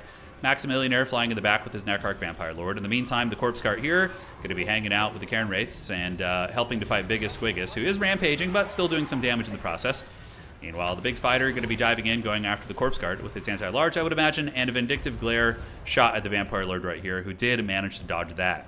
Back in the middle, guys, Night Goblins hanging out. Night Goblins hanging out here as well. Objective 2 is being held by Count Chocula. Objective 1 by the Greenskins. And Incars is up on value a little bit, which is nice for him, but he's still very behind on the objective game. Biggest Squigus, monster so far, 500 value, going to be killing one of the Corpse Carts here, which is a nice little pick, while the Ruggluds Armored Orcs in the back going to be shooting into the Cryptors. And now Cryptors from Maxmillionaire going to be sicked in on Biggest Squigus, and they are very, very good against the Big Squigs. The Big Squig here definitely going to be paying the iron price. So nice attacks coming in. Big Squig is getting ready to pop and explode. He does get one Corpse Cart to the point of going down here. Meanwhile, in the back, Boar Boy's being called in. And on the flanks, how are the Goblins doing? He's calling in Night Goblins to fight against Cairn Rates, which seems a little bit sketchy to me, considering they are very low leadership and they get terror routed very quickly. They don't want to be fighting ghosts. That's not their smoke here. All right, Biggest Squigus is about to explode. He's being shanked from all directions by the Banshees and by the Cryptors as well. And we're probably going to be seeing him go down here momentarily. So El Boink on the head, Biggest Squigus explodes, and down he goes in a blaze of glory. So as we've seen Maximillionaire do many, many times, he is kind of steamrolling his opponent with this undead style. It's very, very tough. To quote Incars, I have no clue what he's doing. Hey, he did great against me though, man. He handled it like an absolute champion. But against Maximillionaire on his vampire accounts are like a top tier faction, and being played by Max, they're not like OP like Warriors of Chaos, Norska, Slanesh, but they're very strong. They're kind of in the same ballpark as Wood Elves, in my opinion. But yes, Neckarch Vampire Lord being hunted. This is one way the Greenskins could get back in the game, is if they got a pick on the Neckarch Vampire Lord. If he gets trapped and potentially killed by those units, that could be a comeback option, but it ain't going to be easy. More Boar Boys on the way in. Are the Greenskins playing any of their angles in the battlefield? Doesn't look like it. And some Orc Boys being called in now as well. While we do see the Neckarch Vampire Lord taking some anti-large shots from the Spider, as well as the Orc Boar Boy Biggins. But unfortunately for them, they're probably going to get terror routed as they get enveloped by a lot of spooky ghosts, which are going to be doing some work. And the Neckarch Vampire Lord holding firm with his 40 melee defense at 2100 HP, getting chipped down there a little bit as well. Boar Boys charging into Cairn Race, and Incars is actually playing very, very well. I'm very impressed by this. It's quite good. And yeah, Neckarch Vampire Lord kill could be a game changer, and it looks like he is going to be going down. 400 HP there, Zombie Summon activated as a last final play, and it looks like Incars may be able to pull this game back, but it's going to be hard. He needs to get the kill here. If this Vampire gets away and cackles into the shadows, which would be the most Vampire count thing ever, then that would be probably a game loss, but if he goes down, gives the Greenskins a fighting chance, I would say. All right, so Ruggluds are shooting. The Vampire Lord gets up in the sky, negative 25 leadership. He's like, help me, Anakin, I'm too weak. And then he falls to the ground.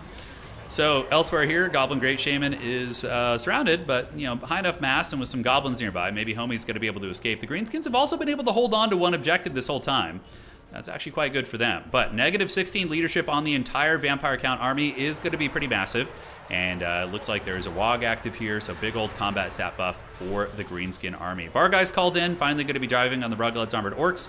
Meanwhile, in the back, Boarboy Biggins coming in, and the objective does, unfortunately, for the Greenskins get flipped, and Maximillionaire is able to get his cookies there. All right, guys, looking around on objective number 2, split pushing coming in, Orc Boys crumbling down some zombies, and what the hell is this? Greenskins actually on a comeback path here, maybe, against the Vampire Counts. It depends if the Great Shaman gets away.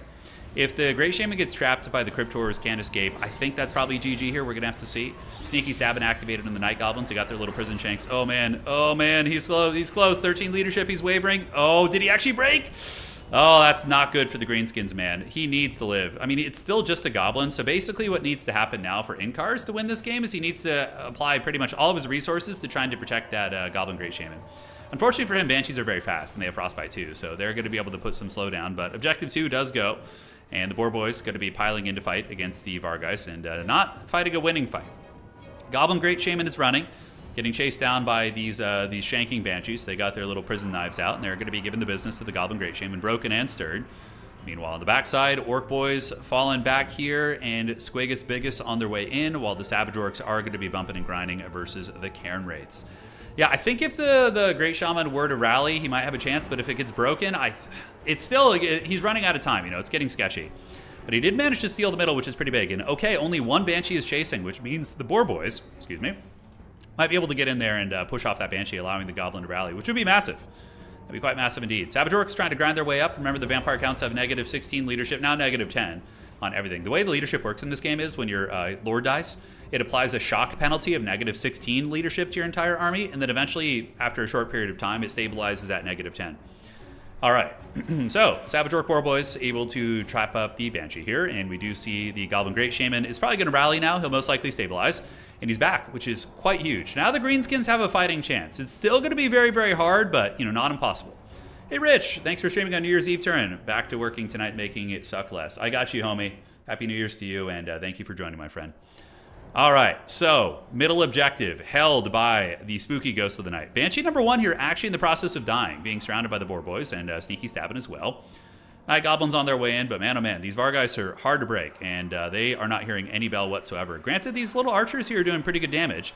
And on the side, Savage Orc's going to be duking it out with these guys, while Vindictive Glare does come down from the Orc. On the bottom side, it is going to be some Orc Boys grinding through the zombies, but being ambushed by the Schmeagles, so here comes the Schmeagles. They're going to be charging up the hill in what has become a very, very evenish game. Slightly favored for Vampire Counts, I would say, but, not the point of no return. We're going to have to see how some of these engagements do end up going. Both Banshees trapped up in the back. Goblin's going to be lurking around the side. He needs to get points on the board quick, and that's the problem. That's going to be very, very tough. Devils of Swartzhofen coming in, man. That is very, very tough. Boar Boys surging into the blob with the Night Goblins. They are the Fanatics, by the way, so the Fanatics could throw their ball and chain. 600 value on them, not bad. But yeah, against like the Cairn Wraith and Undead Blobs, maybe that's kind of good. You are going to be seeing some Undead crumbling here. He still has some time, guys. He has some time. 1,000 points. Big army of infantry coming up here, but the Banshees and Cairn Wraiths are very difficult for the Greenskins to move. Little Goblin needs to get in combat. Definitely a bit of a mistake not having him in action there, but that was a really good Vindictive Glare. And Incars is playing really good tonight, man. I mean, most of the time in my anecdotal experience, Maximillionaire steamrolls Greenskin players. Like, he just, it's no mercy, but this is actually kind of close.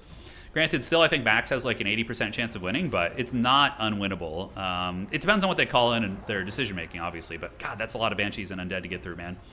All right, got Orc Boys and Savage Orcs trying to grind through these bad boys on this side. The Schmeagles, obviously you're going to win this eventually. The Orc Boys are going to give ground, and that is going to be it, but maybe the Savage Orc Boar Boys will be able to get there in time. Middle objective is belonging to the Undead, as we do see some Graveguard, no, just zombies on their way up, and the Spider is going to be coming around the outside, maybe thinking about getting on the objective, or is it lining up a Vindictive Glare? I think that's what it's doing right now, so Vindictive Glare going to be used on the Cairn Wraiths, and another nice cast. He's very, very good at doing those on the side. So yeah, getting the Boar Boys around the back of this formation, maybe sandwiching it to get the Alpha Strike there, but he basically has to play for all 3 objectives right now, which is so freaking hard. It's so hard to do. His opponent is approaching 1,200 points, which is brutal. Having trouble breaking through the middle. The Banshees and Cairn Wraiths are getting low. It looks like one Banshee is actually crumbling, and so too are the Cairn Wraiths. But, you know, those are just orc boys. They're not going to get through them super quickly. A little bit of cab play on this objective here. I do like that. Definitely want to zip the shaman over there right now to get the extra 3 capture weight and get 7 capture weight to make sure you get that quickly. Middle objective, Night Goblins trying to ninja that one, while the Boar Boys got to be coming over here to try and flip this one. Boar Boys, they are in water, although the infantry are the ones penalized in water, and the Crypt Ghouls might eventually get worn down, as we do see Night Goblins for sure should come over here. The middle is a little bit, that should be the last spot you get, basically just looking at things, but yeah, it's a hard matchup, man, especially against Max. He makes it so difficult with that undead build, and he even blundered too in the beginning, like losing his Lord that quickly. Really nice attempt by our Greenskin champion. You know, he should hold his head up high. Happy New Year's to him, and he did great. Honestly, solid attempt. Biggest Squiggus was the biggest disappointment, probably. He just didn't get much done and died very early on. Although 1,000 value is respectable. But yeah, hard to beat Max on Vampire counts. That's not an easy matchup, in my opinion. Let's actually look at the stats on that one, yeah? So we're going to go to Total Tavern here. Okay, do this. And Vampire counts have a... Okay, the 7 wins and 2 losses. It's not a whole lot, but it is something. It is something. All right, so let's go see what's going on the other side right now. So going to the brackets, there we are. Coming down. Charx versus Mr. Hill. Let me see if they've started. Maxmillionaire in the grand finals. Let me see. Yeah, great. Charx and Mr. Beans are waiting over there. Oh, hell yeah. Mr. Beans up in this game, dude. Let's go. So the winner is going to play Maxmillionaire in the grand finals. We will see where the lobby is. Is this it? Is this the lobby of the gods? Certain faction to certain tiers. Is there somewhere I can find this? Yeah, I'll do it for you right now, Ironside. You ready? I can actually give you something that will... It's not the most accurate, but it's more or less close. Yeah, so if you go here, Ironside, you can look at faction statistics of tournament play, and you can see who the strongest factions are. There are some discrepancies in accuracy, but for the most part, it's like close. Yeah, close-ish. So you can kind of see how everything's looking there. Hopefully that's helpful for you, man. All right, so going back up here, let's do this. Okay.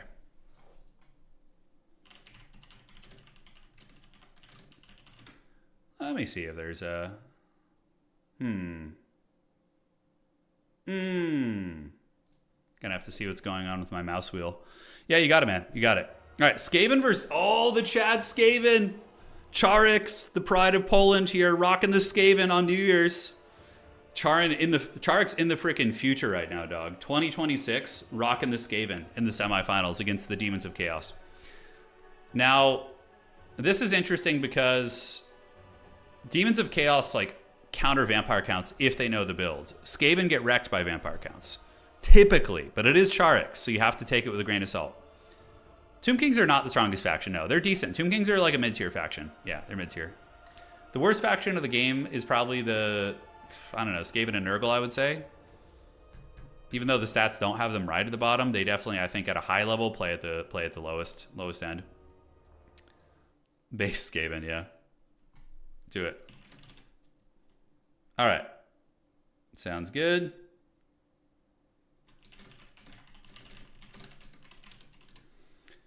Great. And what caused my mouse wheel to stop working? Okay, it works when I press it down. Does anybody, any IT power here? So my mouse wheel works when it like triggers when I press it down, but it's not scrolling up and down anymore. Is there like a stupid hotkey on the keyboard that would do that? God, I'm such an idiot with technology, bro. I'm so stupid with it. Yeah. Help me, Anakin. I am too stupid. I'm too weak. Yeah. If you guys have any pro tips, I'd certainly appreciate it. All right, guys. So we are getting ready for the old grand finals here. Censor Bears have magic damage. They do, but they're also very weak against Scabscraith. If the vampire counts go double White King, Scabscraith will give it a blow. Some mice have physical option to enable smooth scroll and click. Yeah. Ah, man. Okay, there's like a button here. I don't know what that is. I have a Logitech G502 Hero. Scroll lock? Okay, what is the scroll lock thing? No, it's a new mouse. It's not that old. I've had this mouse for like 4 or 5 months. Yeah, it's a great mouse. Everything else is good with it. It must be a button. Accidentally profile change. Could I have done that with a hotkey though?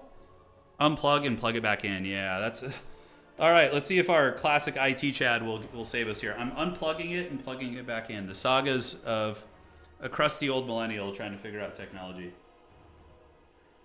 Although, to be completely fair to our millennial homies, millennials are actually pretty good with computers. I would say we're probably the strongest computer generation, considering we had to often build our own computers and learn things the old-fashioned way. Okay. Did I even unplug it? Okay, there's the beeping sound of the gods. And let's plug that bad boy back in. Okay, I'm an IT guy. What's the problem? Hold on. One sec. So many things over here. God damn it, Bobby. Okay. So where the heck is this? Is this not plugged in all the way? I'm battling the mouse, guys. Give me 1 second. There we go. All right. Now it's plugged back in. The official, the Skaven are in my computer. Yeah, that still didn't fix the mouse wheel. Damn. Okay. Mouse settings. Let me see if there's like some mouse settings. Okay. Roll the mouse wheel to scroll. Okay. That boy ain't right. Yeah, that's true. That's one of the best scenes in King of the Hill. It sounds like scroll lock. What's the scroll lock? Is it a button? It's got to be a button on my mouse. What the hell is this? Okay. Come on. Do something. The physical button is on the top. Okay. So that is, I think, the sensitivity button. Oh, wow. What the hell is that? Okay, still nothing. And still nothing. Okay. Okay, this Logitech scroll wheel has a physical button behind it. Behind it to switch to Radget mode and hyperfast. Okay. If the button feels stuck or the wheel isn't switching, it might need clean. Yeah, maybe I just need to clean it out. It's fine. I mean, the mouse works fine otherwise. Top right of the keyboard. What is on the top right of the keyboard? Scroll lock? No way. Okay, that did not work.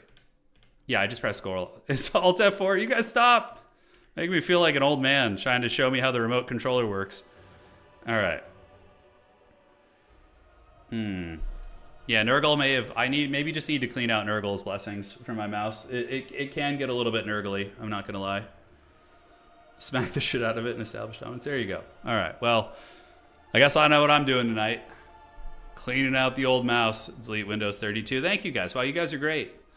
This is great feedback. I appreciate it. My mouse wheel isn't scrolling, which is weird. It just happened during the stream. With a pressure blower and WD-40 work wonders. Yeah. It's a Logitech G502 Hero, which has been a great mouse, by the way. It's been freaking awesome. It might be the Windows button, scroll lock. Oh, so do I hit them both at the same time? Windows button and scroll lock? Is this a troll? Are you like trying to get me to crash my stream? So, I don't want to hit Alt anything. Yeah, it's awesome until it stops working. Yeah. Use a connected apps or APM so much. I don't know what that is. Some sci-fi technology. It always reminds me of that scene. And how many of you guys have seen Grandma's Boy? Remember where the guy's like listening to the techno music and he's like calls it robot music? When I think of those like fancy gloves and yeah. Okay. Well, we have time to troubleshoot. How to reset mouse wheel, Logitech G502 Hero. Scroll wheel, toggle its mode with the button behind it. Okay. Oh my God. I'm not installing drivers, dog. Oh no. Get out of here. Lurker here with 11 years of IT experience. I give it 80% chance you just need to blast the scroll wheel from every angle with compressed air. Okay. Yeah. Let's go. I got strong lungs. Let's go. Sorry, I'm getting away from the microphone. didn't work. Not strong enough. Not strong enough, guys. All right, well, it is what it is. I don't need it. It's just annoying. You know, it's just annoying. I am compressed air. That's right. That is right. Yeah, happy 2026. Couple hours here. We got 3 hours left. Yeah, dude, I grew up blowing on cartridges. You have to remember this. Turn versus the mouse showdown. It never ends. Never ends. God, dude, I battle technology now. Oh, Grand Vomitus, the Prince of Bubos. Yes. You have to purchase a premium subscription, dude. Oh, God. I really do miss the early days of, like, gaming and online culture where, like, it just wasn't run into the ground by, like, microtransactions and all that shit, dude. Oh, God. And the streaming service thing now is so stupid. There's so many of them. And, like, you have to, like, if there's shows that you really want to watch, right? You either have to pirate it or you have to freaking, you know, be subscribed to, like, 30 streaming services. And then you forget to unsubscribe from them when you're done with the show. It's just like, dude. Yeah, Sid. Oh, yeah. I need to get this scroll going. Yeah, the other 20% is restart the PC. I think that might do it. I suspect that will, but it's not a problem. All right, guys. Let's go it. You know what's really funny about the N64, like, blowing in cartridges? You subscribed just to say that? You weren't subscribed before? Brother, why have you forsaken me? Yeah, so what I was going to say is that, you know, there was an article recently I saw that was talking about how blowing on N64 cartridges actually, like, damaged them and like, made it worse. And, like, the whole comment section of the article was just, like, millennials arguing otherwise. I think that's pretty hilarious. All right, guys, let's break it down. Welcome to the semifinals. We got the Dread Skaven facing off against what appears to be an amalgamation of various demons from different Chaos Gods. All right. Nurglings times 3, 2 Blue Horrors of Tzeentch, backed up by the Noxbringer, the Soul Grinder, which is pretty good against Skaven, can, you know, cause terror and also drain ammunition off their various weapons teams. Probably still a risky pick, though. I think going Noxbringer, Vomitus, as well as Hellforge Bellowers is a little bit much in the skirmish game. You might be giving up a little bit too much agency on the old point here. Hard to say. Hard to say. Yeah, sounds good. If I have to replace it, so be it. Just annoying, you know? All right, guys. Looking at the army here of the great Charx, the pride of Poland. He is going to be recent champion, by the way. He didn't win the last major event, but he did win the first Creative Assembly official we had earlier this month. Throth the Unclean, a Eshin Sorcerer with Warp Stars. And we do also have 2 Mutant Rat Ogres. So just a Monstar squad. You guys remember that Space Jam dog? The Monstars are coming. We have Throth the Unclean, as well as 2 big scary rats, the Mutant Rat Ogres, which, by the way, do freaking magic damage. So against demons, hey man, extra 20% damage basically. Skaven Slave Slingers, Skaven Slaves, and Skaven Slaves with some Jezzails in the back. The Natty Boobos, going to be a locking and popping and shooting from downtown. So basically just a big trash army with a really, really scary monster squad. There was a bit of a renaissance of Skaven Monster Mash like 2 years ago. Hadri's, when he was still active, was very, very good at it. He would use the Double Chieftain and was able to pull off some really, really cool games with the Skaven, which was fun to see.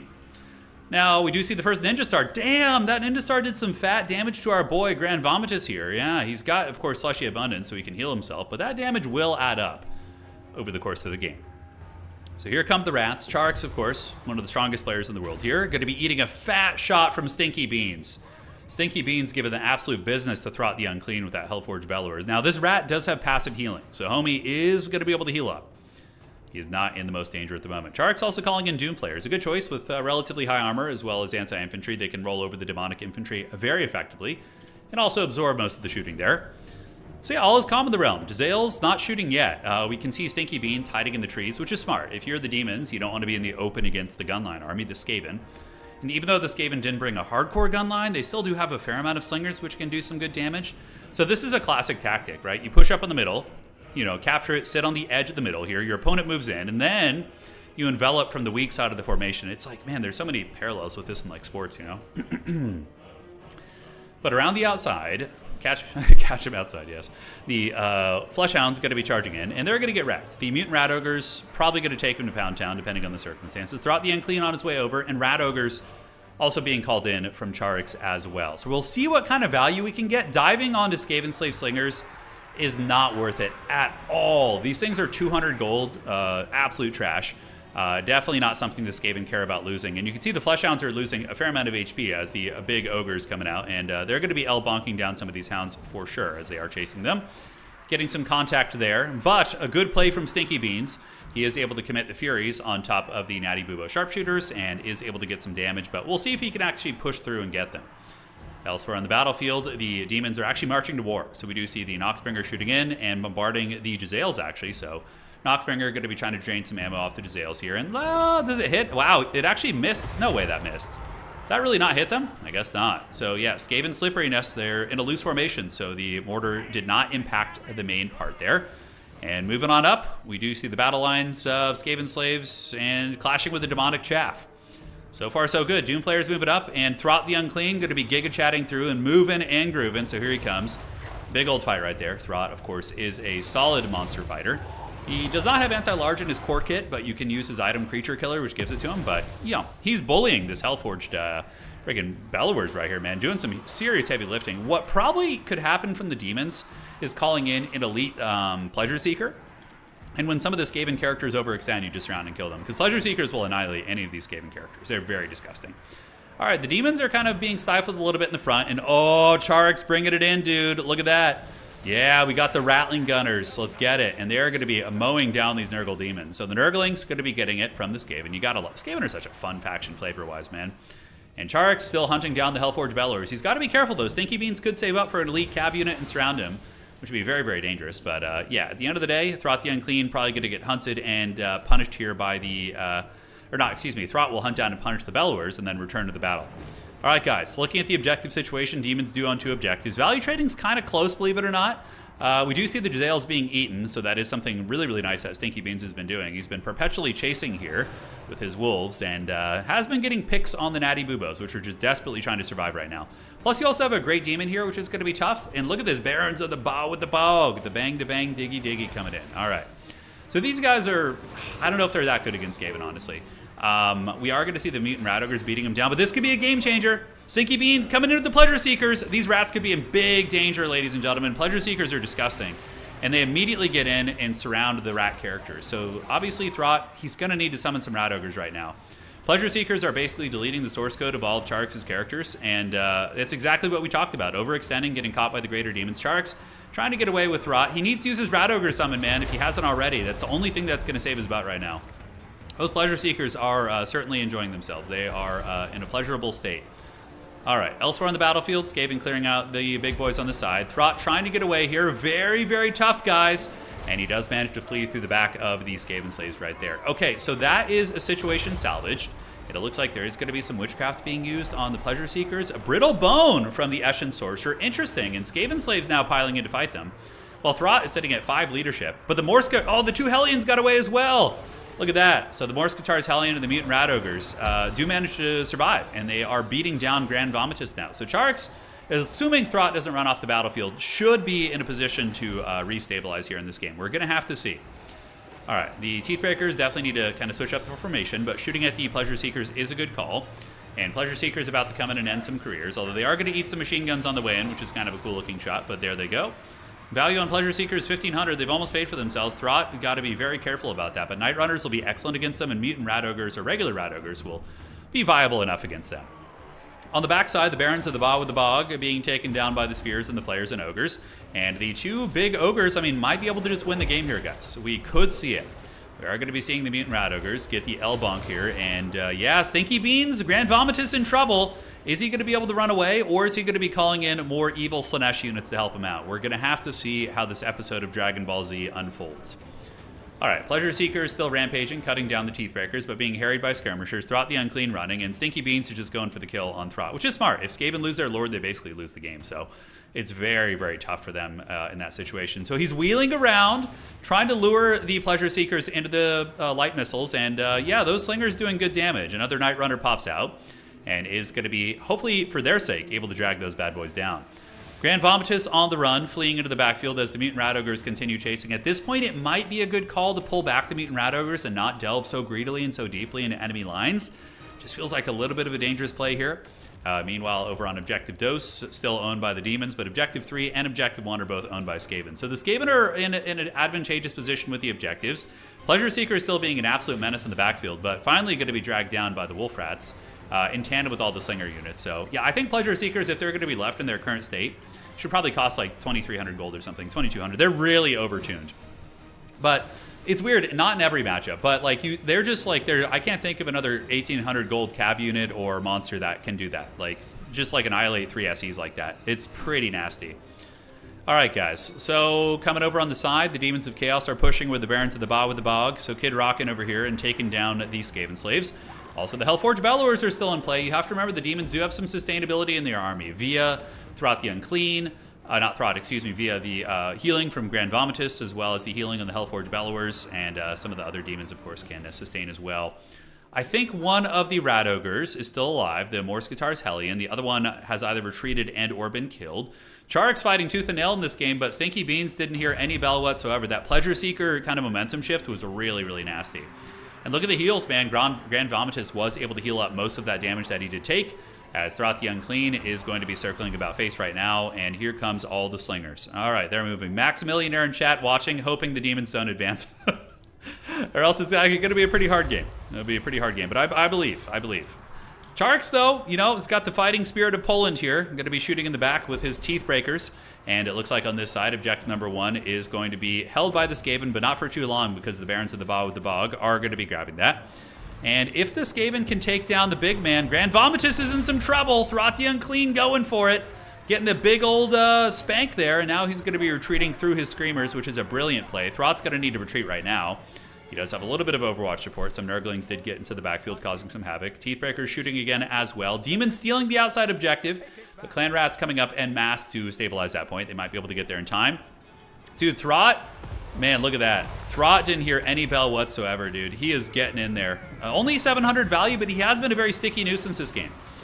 And if Grand Vomitus does get crumbled, we see Brittle Bones activated as well, which is a brilliant play, making him a little bit more susceptible. Is he going to destabilize here and start crumbling? Okay, it looks like he holds firm at about 10 leadership there. What a knockdown, drag-out game, though, guys. This is a really, really fun one. It looks like this objective might flip. I don't think the Rats are going to get there in time, but a legion of Rats are going to make their way over, and they will be able to steal it as soon as they arrive. That is 15 capture weight against, like, 3 or 4 or something, so it's very, very little. All right. Brittle Bones still activated, and Throt the Unclean still bullying this game. Hellforge Bellowers, and look at that, Remoldered activated. Throt the Unclean healing up his boy Morskatar's Hellion, and they're coming in with a big old circle beatdown here. Throt is a good character. Throt is a very high skill cap character. He has low leadership and can be thrown away very easily, but with proper decision-making from a player like Charx, it can be very, very good. All right, Demons do appear to be petering out a little bit. It seems like Charx is kind of running away with it. He's got waves and waves of capture weight coming in to try and into the objectives. Grand Vomitus has certainly seen better days, and potentially going to be seeing the Hellforge Bellowers go in the trash right there. It looks like he could be in some danger. Oh, the big WWF attack. It's always going to be WWF in my heart. You know, I remember that in the 90s when they changed, the World Wildlife Federation came in with the steel chair and made them change it to WWE, but yeah, I remember the old ways. All right, here comes Throt, charging into Grand Vomitus, sitting at 10 leadership. Homie's looking a little bit low, as on the backside we do see waves of infantry coming in for the Skaven. The late game Skaven tide, the flavor, it's pretty great. They are going to be on the stupid pandas. That's good, backstabber, that's funny. The goddamn pandas. Trademarking our shit.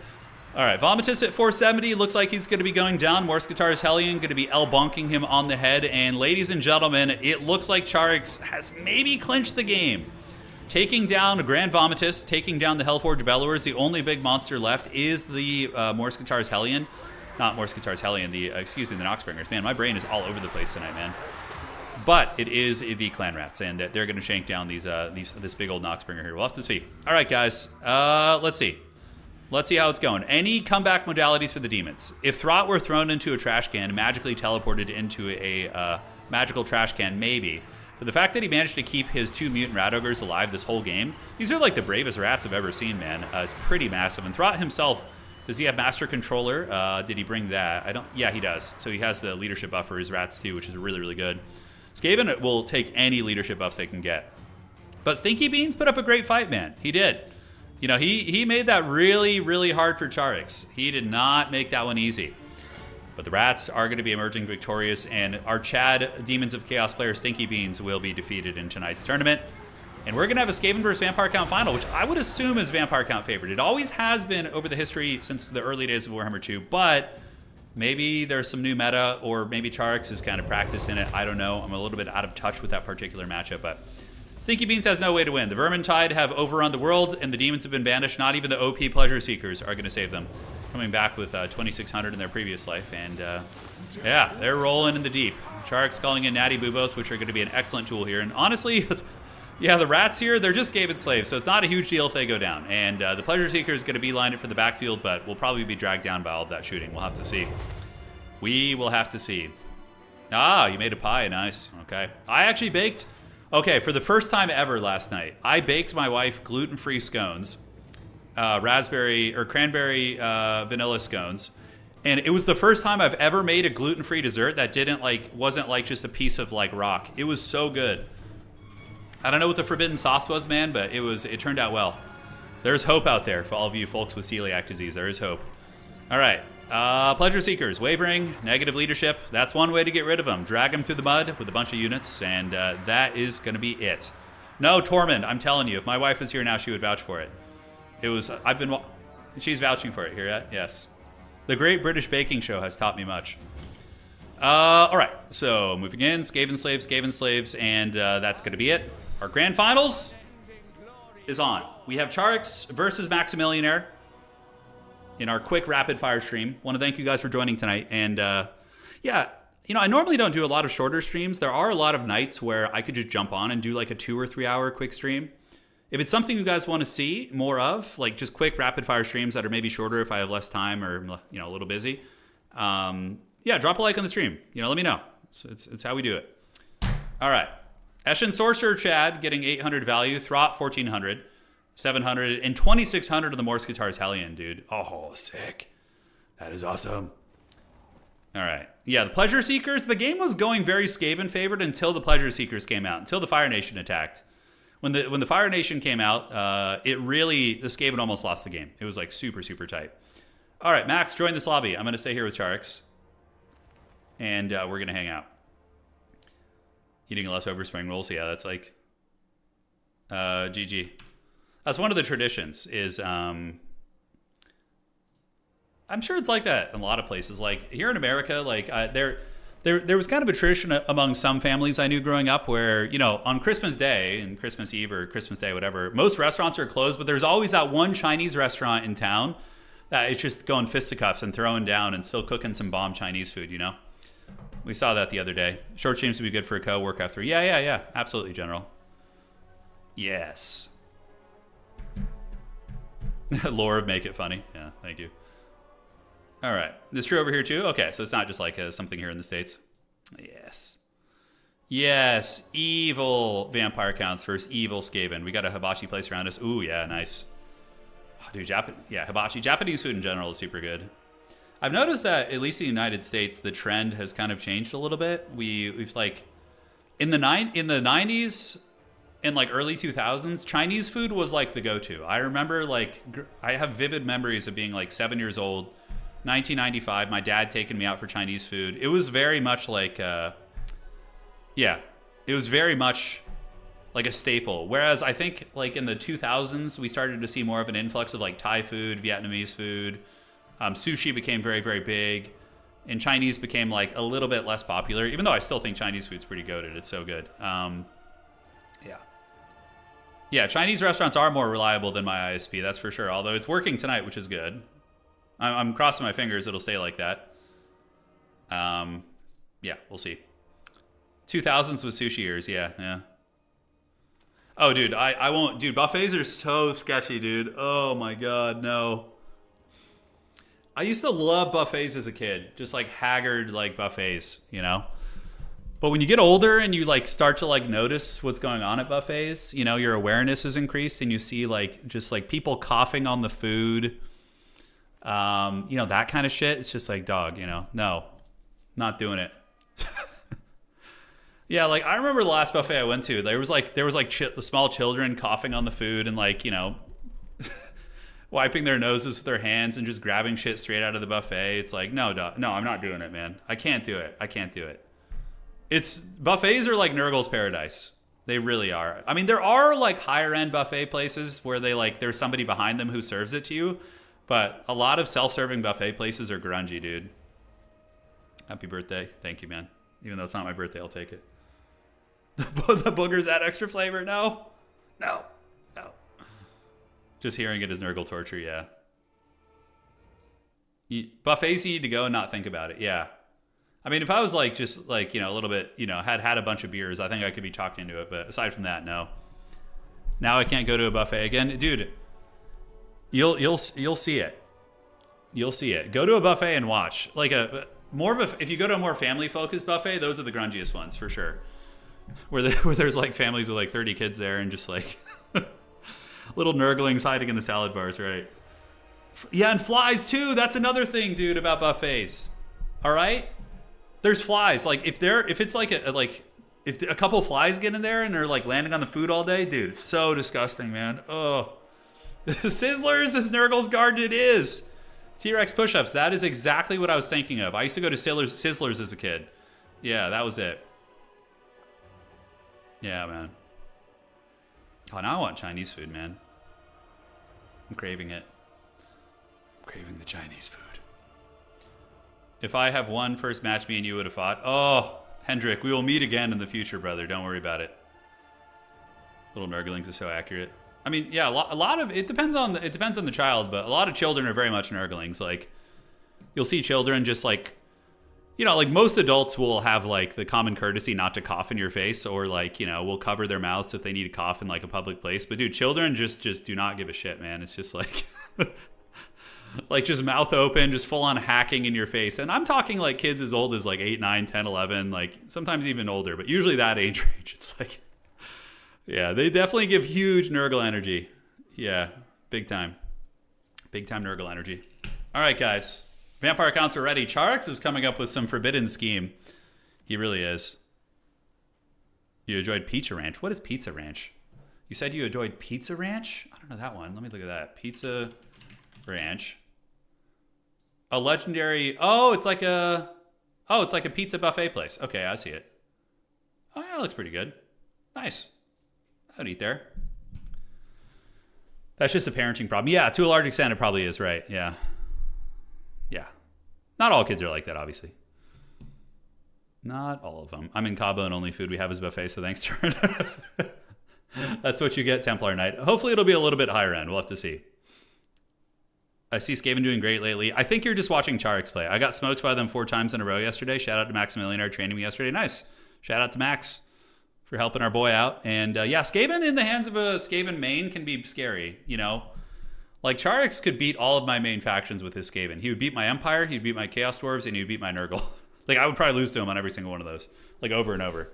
They're scary in the hands of a main player, but they do have a couple cursed matchups, which are very tough for them.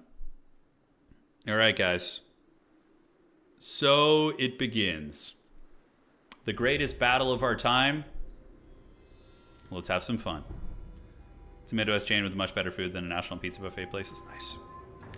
All right, ladies and gentlemen, let's break it down and take a look at the armies. Spawning in on the northwest side of the map, it is going to be Maxmillionaire, our resident vampire count.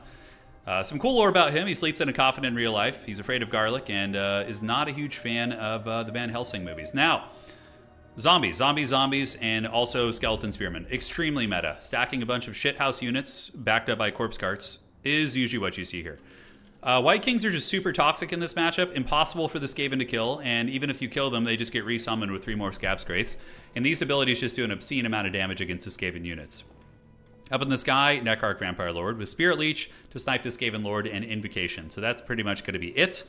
With a massive vanguard of Schmeagles, which I love. And dogs? Are they dogs or Schmeagles? Okay, it's going to be 3 dog units, and then Schmeagle in the bushes as well. All right, guys. Over on the other side, taking a look at the Lord of the Skaven, Charx, he is going to be using a Gracier rune, backed up by Mutant Rat Ogre. The Avalanche Mortars here, and a couple units of Night Runners on Vanguard. But yeah, a lot of shooting. I mean, bringing this much shooting is very, very risky against Vampire counts. We got 2 Rattling Gunners, one of which is Teethbreakers, nope, basics, and then we have the Avalanche Mortars, who of course will thump anything they hit, but I have a feeling Charx might not be able to protect all of this. It's going to be really hard against Maxmillionaire. But Charx, again, is a championship level player, so he has joined the elite category of players who have won major championship events recently, with winning on December 6th. He won his first major event, which is pretty hype, very long overdue. And yeah, he's got a Grace here with Howling Warp Gale to lock down flying units and the Warp Storm Scroll, so 2 items, both of which can lock down a flying Vampire Lord who's kind of cackling over there. And I don't know if he really dislikes the Van Helsing movies. It was just a joke. Satan hates Roachbh. Thank you for the $20. More Age of Empires for the years, my lord. All right, dog. I got you, homie. I got you. What we can do for you is at the end of the stream, just for you, is we can play an Age of Empires FFA. How's that sound? Because we're going to finish this one pretty quickly, and I still have a little bit of time left. All right.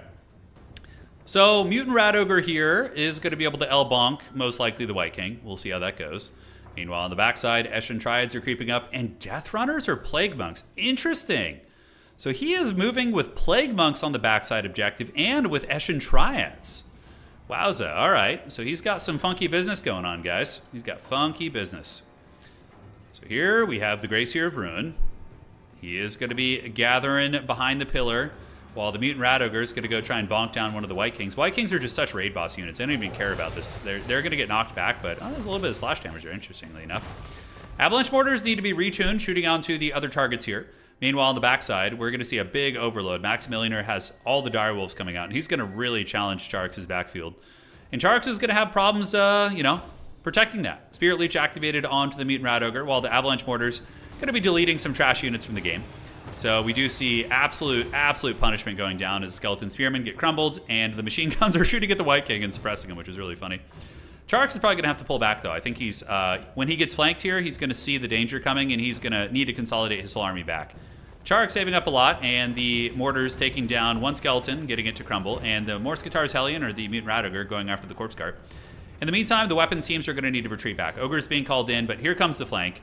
And, dude, this is so... I feel like Charx maybe moved too far forward here. We'll see how it works out for him. Avalanche Mortars going, while the machine guns are blasting into the White Kings, and we do see 1 Dire Pack unit surging through, getting on top of this unit, but, eating some Clan Rat attacks on the way in, and Wolf Rat's now being called in by Charx. And here comes the Vampiric Onslaught. It's going to be very, very tough, guys. And this was my concern. Bringing this many missile units against Vampire counts is incredibly sketchy. They're one of the best swarming factions in the entire game. All right, so the Mutant Ogres going to get some Rattling Gunfire here, and there's going to be a Dreaded 13th coming up. Wow, that's kind of interesting. It will one-shot those guys. So yeah, Dreaded 13th spell to one-shot the Direwolves. Kind of an interesting tech there, while Ogres come in to protect those, and in the back, Wolf Rats also defeat those Direwolves. So a decent defense attempt by Charx, but is he going to be able to stabilize? He's really pinned back right now. We do see the Plague Monks heading to the back point. Might be able to ninja that, but look at this. Great play by Maxmillionaire, bringing over his Black Knights to run down the Plague Monks. It's really, really good. So weapons teams, the Mortars are getting away, the Rattling Gunners are getting away on one side, and these Rattling Gunners are probably going to go in the trash, the ones over on that side. But Skaven are doing decent in value. They're going to need to find a way to get their objective back, though. Being triple capped like this against Max is incredibly tough. Warp Storm Scroll is activated, going to be doing damage and locking down the Neckarch Vampire Lord for a short minute. And back in the front, another Spirit Leech activated here on the old Avalanche Mortar, so those guys going to be getting their pickle tickled as the machine guns opening back up once again. So crumbling are the Skeleton Spearmen, but waves and waves of the dead are coming forth, while the Skirmishers running away from the Feasters in the dusk. Avalanche Mortars going to be turning about face and ripping some fat shots into the Feasters, while the Rattling Gunners getting some really good damage on the Neckarch Vampire Lord. I mean, that's how Charx would need to win this game. Now, are these Blood Knights? They're not. Varix Reapers. Okay, so they're not going to kill monster stuff super quickly, and maybe the Mutant Rat Ogre will get the kill in that unit. Meanwhile, the Rattling Gunners, like a friggin' quarterback in the pocket, just ripping huge shots into the Neckarch Vampire Lord, and potentially an opportunity to get him with a Howling Warp Kill as well. Charx going to be ninjing the side objective here, so we do see the Wolf Rats and the Skaven Slaves grabbing that. I think my favorite moment in this game so far was the frickin' what's it called? The Dreaded 13 spell to annihilate the Hound unit. That was really clever. Now on this side, Plague Monks get wrecked, although they're left with enough health that they can probably still beat a zombie unit, so perhaps a blunder by Max, in which he is going to be threatened on the back objective right now as well. Thank you, Jackson. I appreciate that. Happy New Year to you as well, man. All right, back objective going to be returning to the clutches of the Skaven. The machine guns, do they finally get taken down? The Rattling Gunner is going to be fleeing. And did the Neckarch Lord get away? Yes, he did. So the Neckarch Vampire Lord flying and clutching his evil vampire talons and looking to maybe go help on the back objective. We'll have to see. Avalanche Mortars, though, ripping and tearing. I mean, getting through a whole bunch of chaff units. 100 kills, so only 900 value isn't bad for them so far. And oh, the dreaded 13th rise again, For Whom the Bell Tolls, which is one of the coolest songs ever made. Getting up, popping out of the girth, and is able to crump a lot of those undead units. And, I mean, certainly between the Avalanche Mortars and the dreaded 13th, there's been some good crowd clearing. But now a couple of Feasters in the Dusk get in the backfield and potentially are going to be shutting these bad boys down. Avalanche Mortars going to need a little bit of milk there. All right, guys, back objective reclaimed by the Skaven, and those Giga Chad Plague Monks, despite being run down by cavalry here, are going to be getting through the zombies. So crumbling, negative 42 leadership. Direwolves coming in to try and clean them up. But honestly, the Plague Monks might trade well into those Direwolves too. I mean, that could be a big win for the Skaven over there in that flank. All right, in the backfield, we do see the Avalanche Mortars getting away. Skaven are struggling to retake the ground, and on the backside, brilliant play by Max, calling in the double Schmeagle to take that back objective from the Skaven. That is going to be very, very tough. How are the Plague Monks doing? I mean, are they going to win this? Oh my god, 51 leadership on these Plague Monks because of the Unholy Clamor. Now down to 26, but they might actually win that. It's going to be tight. It's going to be very, very tight. We'll come back and look in just a second. Elsewhere on the battlefield, are the Skaven going to be able to make any ground back? Avalanche Mortars being afflicted by Spirit Leech from the Vampire Lord, and we are going to be seeing the Mortars turn about face and start shooting at the Black Knights, while Rattling Gunner's back online too. Ooh, definitely a Howling Warp Gale on that Neckarch Lord, and a snipe could be very, very good for Skaven. Meanwhile, back objective looking dodgy. 2 Crypticals coming in, no Wolf Rats there to defend it, and Charx doesn't really have anything to defend this objective. He's calling over some Wolf Rats, but it's not going to be enough. The Schmeagles are going to have a lot of capture rate. Still pretty early in the game, though. Charx, of course, very, very up in value. So this is a game that still has a lot of play left and could go either way. I would say Vampire Count's maybe a little bit favored here, considering the healing and you know, the current state of objectives. But the Ogres are on their way in, and yeah, Vampires are looking a little bit battered on some of the points here. Okay, the Plague Monks did end up running, but I think they actually brought the Wolves down pretty low. Yeah, they got those Dire Wolves down to about 20%, give or take. All right, guys, and coming on up are the Night Runners. Night Runners heading to the middle. Charx with a lot of capture weight, going to be trying to muscle this objective. Ogre's going to be getting in, while Rattling Gunners in the back going to be opening up. But the damn White King, so obnoxious to deal with. It's just going to be sitting on top of them and will eventually shut them down. So big reclamation here, while the Skaven going to be sending waves of trash units to get their back objective back. Could we be seeing the return of the Lord of the Skaven? Yeah, I mean, Vampires are looking really raggedy on the battlefield, guys. Yeah, they're looking really haggard. On the backside, Direwolves being called in, but Skaven are in the process of getting ready to reclaim this objective. As those Avalanche Mortars, man, they're going to do work here in the late game. If they're allowed to keep shooting and just drag down these Crypticals, the Skaven will reclaim the side objective pretty easily. The 2 White Kings are the biggest problem for Skaven. One of the best bets of dealing with White Kings is just surrounding them with Rat Ogres, you know. That's usually one of the safer bets of getting those guys down. Mutant Ogres attacking the Cryptors, and we do see the Grey Seer of Rune bumping and grinding over the Zombos right there as, yeah, Night Runners are hanging out. Here, Crypticals going to be eating a lot of Ninja Stars, but a Ninja Star should be able to envelop them. Cryptical's going to get kited into the Shadow Realms. We do see some Eshin Triads being called up. Charx with good objective play. See that? Encircling the 2 units with those Ninja Stars is great. But look at that. Double Direwolf coming in. Could be a little bit dodgy. Back in the middle, Charx is able to secure it, but he needs to make sure he can keep it, you know? It's going to be hard with all these White Kings and more undead arriving here. The Grey Seer is an okay fighter as well, and Charx actually piling in towards the back objective as well. A lot of really tight fights here, as we do see the Direwolves piling in, but the Unholy Clamors is still active. It looks like it just wore off. Night Runners will fight okay against dog units. They do have okay combat stats. Nothing amazing, but yeah, they try their best. Guando Rats on their way in. Objective is flipping to the Skaven. Middle objective is owned by the Skaven, but Vampire Counts are kind of threatening it, as the Rats going to be surging forth with more capture weight. I do like the Plague Monk call-in to help clear out chaff in the late game. And also just a bunch of cheap Clan Rat units threatening the back objective is very, very good. Max knows it's probably going to be a triple cap, kind of Helm's Deep last stand. Eventually, Skaven will be able to stabilize their back point. Eventually. I don't know if it's going to be right now, but it will happen at some point. Ogre's trying to clear out the Dire Pack. We do get a couple Night Runners coming in. And those dog units really able to push off the Night Runners very, very effectively, actually. Skaven on the middle, hanging in there. And on the backside, the Plague Monk should be hustling. And in the woods, we do have capture weight coming out. Skaven Slaves as well as Plague Monks. That's going to be 7 capture weight, which will be quite good. And the Crypticals are going to reroute to the middle, and not knowing that those guys are in the woods right there. But will the Skaven anchor it here? That's a lot of undead, Crypticals, zombies, double White Kings. The Mutant Rat Ogre trying to boink down the White Kings, but White Kings are just so obnoxious to deal with. But yeah, this is probably a game-winning engagement back here. The fact that the Direwolves and company were able to clutch the back objective is pretty brutal. So, yeah, I think that we're going to be seeing Maxmillionaire get the victory over Skaven, which is, you know, It definitely is a vampire count favored matchup, but he still played very well. There were some dire circumstances, but his pressure and his flanking was very good. And I can't believe Charx had this close of a game considering how many weapon teams he brought. It's just so risky, man. The Scorch activated, able to cook some of the zombies. Double Plague Monks heading to the back objective, while Rat's going to be coming to the middle. Here on the backside, Plague Monks and Skaven Slaves are going to be engaging, and they will be able to maybe ninja this objective. But I don't know, man. I feel like the Skaven Lord might even be killed here. He's kind of low, sitting at 2,400 HP. Looks like there is going to be a Scorcher, not Crack Skull, just a Scorch going down on the zombies. But that's 6 capture weight coming in, man, for 300 gold. It's a pretty damn good deal. Yeah, the Scurvy Dog flank in the fourth quarter, I think, closed it out. Plague Monks are going to reclaim that objective. 1 unit of Plague Monks going to be heading to the middle. The Gracie are trying to fight off a huge Vampiric host. Meanwhile, on the backside, this objective is going to be going to the Rats, and the Gracie dying is going to be the end of the road, though. He runs back, 1,300 points. In the back here, we do see Clan Rats being called in. Unholy Clamor activated. Plague Monks will make quick-ish work of these units when they end up fighting. And here they go. Yes, yes. There they are. So the Karate Chop's activated. Crypt Ghouls are in stable binding, but not for long. Wolf Rat's coming in to accentuate the capture weight. Skaven Lord is on the run. Plague Monk's trying to get into the middle to help capture that. And on the backside, Charx does actually manage to get this. That's one, step on the path to victory, but certainly going to be hard with a heavy cav coming in. Varric's Reavers to clean out that backside objective. And Skaven losing their Lord is usually a death sentence. So Maxmillionaire showing why he is the Lord of the Night and taking a victory here over the Skaven in the fourth quarter. A very Halloween-centric one. I would have liked to have seen maybe Santa Thorgrim or something, but Dwarves have not been doing well lately. They've not been having a good time. Skaven going to reclaim the back objective, and yeah, not going to be enough. Max is going to be able to hunker down to the middle with his massive amount of vampires and probably get the fat dub. We have another heavy cav unit coming in. Black Knights with Lances and Barding are a hard counter against Plague Monks. So Plague Monks going to get countered very, very hard. And I think that is going to be all she wrote. GG, well played. Vampire Count's winning tonight's tournament. All right. Fun games.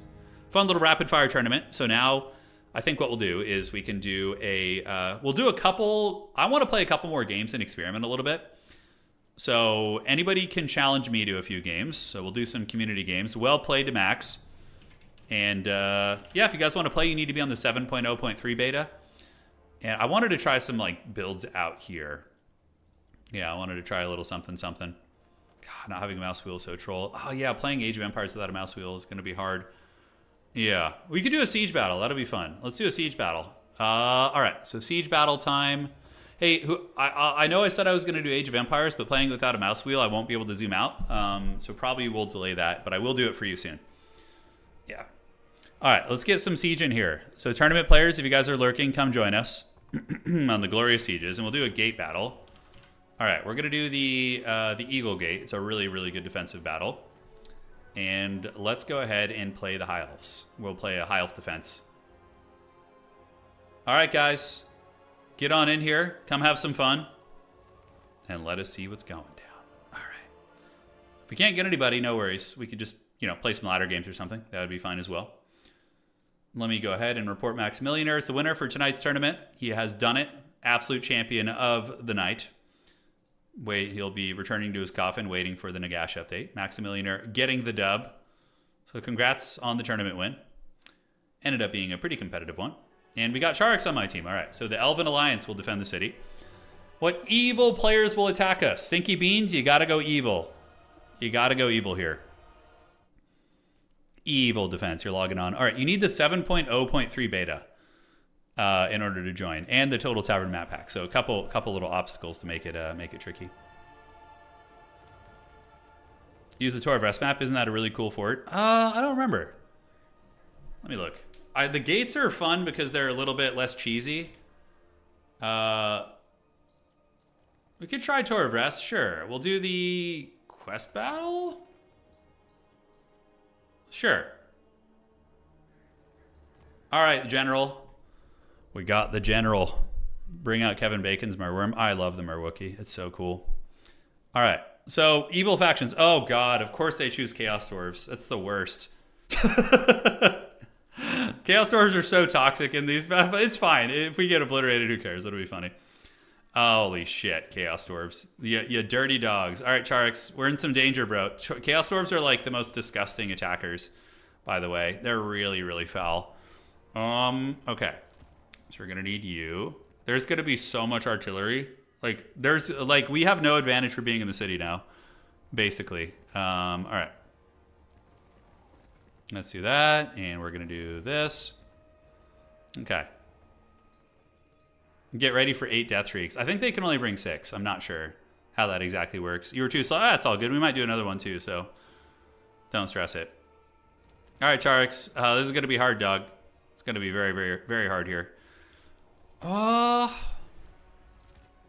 Yeah, I think we need homie. Yes, yes. Okay. And who else can we bring here? I think this has to be the way. Okay, looking good. Looking good, looking good. Ride out and meet them? I don't know. We definitely need, like, some units to just get on the walls. So I'll probably just max out on Ship's Company just to, like, garrison the walls and shit. I don't know if there should be places in the... So we have... General, you're allowed to use as much gold as you have. Yeah, as much gold as you have, General, you can use that. All right. We're going to get one of you guys to sit in the back of the city, I think. The Merwookie is... Yeah, he's an option. Yeah, the walls are actually, like, a bad thing. I agree. I'll put some trash units on them just to get, like, basic shots. But, yeah, the artillery is going to hurt really, really bad. All right. That's fine. And then we want to get... Yeah, that's actually not the best. We're going to need some anti-large here, perhaps. Siege battles are very weird. You don't play them like you're supposed to, usually. You know, it's always like a little cheesy, a little weird. Okay, so those guys will be in the back, and then we can get you, and then 1,300. Why so expensive? All right. I think that is it. We can get that as well, and then I think we can just kind of fine-tune with items from here. Okay, guys. The fight is on. The fight is on. That's going to be moderately useful. Okay, Charx, I think we're ready. I'm ready. Yeah. It's time. Happy New Year's. Yeah, thank you guys for joining. We just finished the tournament. If you guys can, if you're on YouTube, you can rewind back. I don't know if you could do that on Twitch. And now we're just playing some fun New Year's siege battles here for seeing if the defenders can finally win one. You know. Yeah, the defenders usually lose, but it makes for an epic situation. But Chaos Dwarves are the most oppressive siege faction in the game. They are so gross. Like, they just can spam like 5 artillery units and defend them with fire glaives, and just like the city becomes like a hellhole. Apparently the opt-in beta is only available on Steam. Yeah, man. There's always issues with Epic Game Store stuff, yeah, from what I've heard. The Chad New Year stream, that's right, man. Hey, Satan, have 400 food, 200 gold to advance your scroll wheel when you do next fire mangonels for the win. Sure. You need to sleep so bad. William, where do you live, by the way? Where does the Lord of Timestamps live? Are you somewhere in the Eastern Realms? What factions New Year's parties are you going to and why? Well, definitely not Slanesh or Nurgle or any of the Chaos Gods. Teclis wouldn't be bad. Yeah, Teclis is not bad. You might see Teclis here. We're waiting for the general to finish. And we will go from there. I need to sleep so bad. I'm too weak. All right. Will the defenders defend Tor of Rest? And who other to defend Tor of Rest, by the way, than the frickin' Grim Warden, Midwest. Okay, so you're for you it's like it's only midnight. Yeah, it's not too bad. All right. These are the best siege battle games. The ones where it's just like not a full city, because the big wide cities just get cheesy. People just like run away from and wall cheat. It's just, this is better. This is like, I think, oh, look how cool this looks. Yeah. The Chaos Dwarves are going to use these pillars to hide behind. Yeah, dwarves would be fun to party with, and so would like Men of the Empire and Kislev. Kislev would be a wild party, dude. But you got to be able to handle spirits to party with Kislevites. The Empire would be more beer. Dwarves would be more beer. You know. Dwarves are a faction that, like, I don't know if I would want to party with them, and for one reason, because dwarves are awesome, but if you drink with dwarves, and you're like, you know, let's say you're a little bit drunk hanging out with the dwarves. You make a promise to them like, yeah, bro, I'll be there next week for this huge battle. I got your back, dude. Just all drunk. And then if you forget you told them that, they're going to come collect on that ante. You know what I'm saying? Like the dwarves are going to be like, make sure. They're going to make sure that you are true to your word. So, all right. So General and Stinky Beans, please make sure you guys are not on the stream. We don't want you guys to see how we're deploying. And yeah, that is that. So we're going to get on the towers with some of these. I'm going to leave some elite units in reserve, like very deep set. Yeah, we're going to leave 2 elite units back here to hang out. And they're going to just hide in the shadows. Avenge the fallen. Avenge the fallen. 3 and 4. Let's actually group these guys together. 5. And then we have Skycutter bolt throwers to try and snipe artillery. High Elves are not OP at all. No, the High Elves are like one of the most balanced factions in the game, actually. They are not OP. Yeah. Can we not get on the wall? There we go. Okay. Here we go. So let's get on the wall there. And then we need to get one dude over here. So we're going to man the walls with our ship's company because they're pretty expendable. We're just going to use them to fight. Hide the elite units. And yeah, so we're going to surge out and support Charx with our Air Force, our Bird Force 1. They are kind of entrenching over there. Is there any artillery to go after here? Yeah, that side is probably better to attack actually for me. So I'm going to let Charx handle this one and I'll go handle this side. All right, we do have some skirmishers which are going to poke as well. And yeah, I'm just going to ready up. If you're not ready now, forever hold your peace. All right, blunderbusses are here.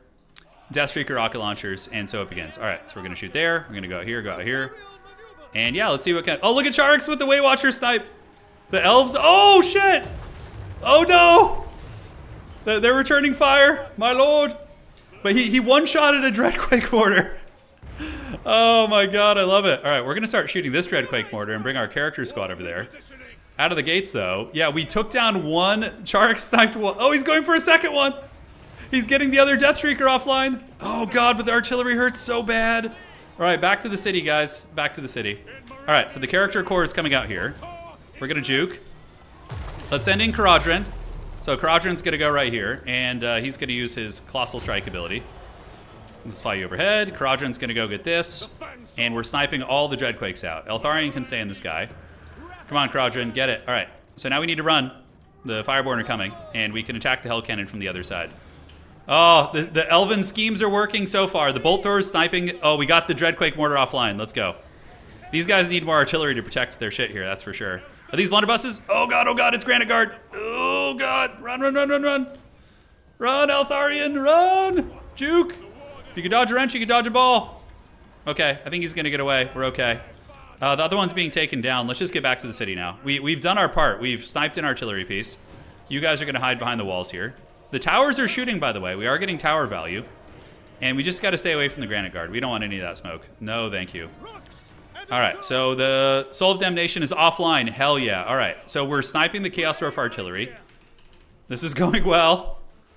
We're going well. And look at Charx is still ratting out here. These Bolt Thrower Skycutters are doing great work. And we can get you and snipe that. We're going to get you and snipe this. All right, so that is excellent. So we have all the tower support. And if we can jump the Granite Guard, that's going to be pretty big. Oh, dude, look. Oh, shit. Destructible terrain. That's sick. Yeah, that's so cool. It rarely happens, but let's get you guys out and use them to distract some things. Okay. So Eltharion is going to do a regular one. We need to get on that artillery piece. And we can see the Granite Guard creeping after us right now. All right. The High Elves valiantly defending with their noble Wood Elf allies. And we've almost got that Deathstreaker offline. You guys lurk around the back. I could charge in and go after the Granite Guard. What I'm going to do is sacrifice my 2 light cavalry to do that. Let's move you guys here. And it looks like they're coming for the walls. Yeah, they're coming for the walls. Okay, did we go for it? I think we do. Yeah, let's try and keep him like on the pillar here. Oh, no. It was a joke. It was a joke. It was a prank. Yes, go my chariots. Go my Skycutters. All right. Let's get back in the city. We don't need you guys here now. Okay, so the Skycutter chariots are in melee with the Granite Guard. We're going to move in, and we can just, if we hammer them and take them down, that's going to be huge. And what we can do is we get our Noble to go over here with his Colossal Strike. And he's gonna, or Caradron, and he's hopefully gonna be able to deal with that. All right. So Skycutter Chariots are doing well. Let's get an Apotheosis on you. One artillery piece is offline, and so far we've been able to, we're sieging the dwarf attackers. Yeah. It often works out like that. All right, let's get our bolt throwers back while our Caradron able to take down another artillery piece. So let's get you guys back, and we need to just keep staying on these. Yeah, we're getting hammered a little bit, but let's just keep pushing here. Eltharion can use his Mistwalker's Barrage. That Deathstreaker needs to be taken offline, but I need Caradron over here to help us with this. So we're probably going to get this Noble out of here. Oof, he's kind of getting hammered a little bit, isn't he? Bolt thrower shots here. Sure. And that Deathstreaker needs to go offline. Oh, that Noble just got obliterated. I don't even know what did it. I don't know what did it. Yeah, let's get that Deathstreaker offline. This is very sketchy what I'm doing here, guys. I don't like this anymore. We're going to get away with Homie. And let's call it the Light Cavalry. I think we need them, actually. Because they can run down some shit. That Noble should rally. Okay, so you're going to rally. You're going to go get the kill on this. We'll use Armor of the Stars. Oh! No, the Chaos Dwarf Artillery. You can't afford to take bad trades in this matchup. Or on this, on being the defender. Let's just get back into the city, man. Let's get back into the city. All right, out we go, out we go. Come on, Eltharion. You can do it. Put your back into it. My Noble broke. He broke. All right, Chad Tharion's going to go back in the city. We need to get back. And they have landed on the walls, but I have elite infantry here. Shit, we need to spend our points. So we're going to get a big old tower right there. And we've almost got him offline. Oh, the Noble got absolutely hammered right there. Balance of power is kind of even. And we're going to get another good tower over here. All right, upgrading towers. Oh, shit, artillery. I don't know why these ships company are coming out here, but they're actually really helpful here, so we're going to go for that. Let's go wipe down that Soul of Damnation crew. Bring the bolt throwers over this way. Oh, the Noble! He's returned! Retreat to the city. Convalesce. And Caradron. Caradron is in danger. Ooh, I don't like this. He's going to get hammered here. All right, you guys come over here. Get on these guys. Juke, juke, juke, juke, juke. Dodge, dodge a wrench, dodge a ball. You get the idea. Ship's company getting into melee there is going to be good. And, okay, great. We need to just get our birds back. Oh, the double death streak is what's getting them. Okay. All right, that is what it is. All right, so the nobles are retreating back. We sacrifice some light cavalry. So now we actually use the city, right? We've done enough damage. Let's get back into the city. We've sniped almost all the artillery. There's one death streak over there, so we need to take that offline. Noble's coming back. And Eltharion can use an Apotheosis. We're going to keep Caradron kind of low health because he will... all right, so let's relocate our elite units over to this side since they don't have any artillery left. And we can help hold. This is an epic, epic battle, by the way. This is glorious. Yeah, like the ambush, very elven.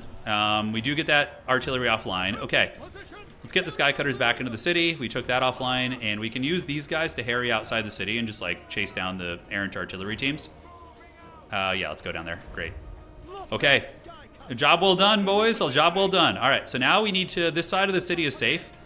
They're concentrating all their power over here, right? Ooh, that's a lot of dwarves on the walls. But Charx and I have a pretty good quality army. We're going to get a...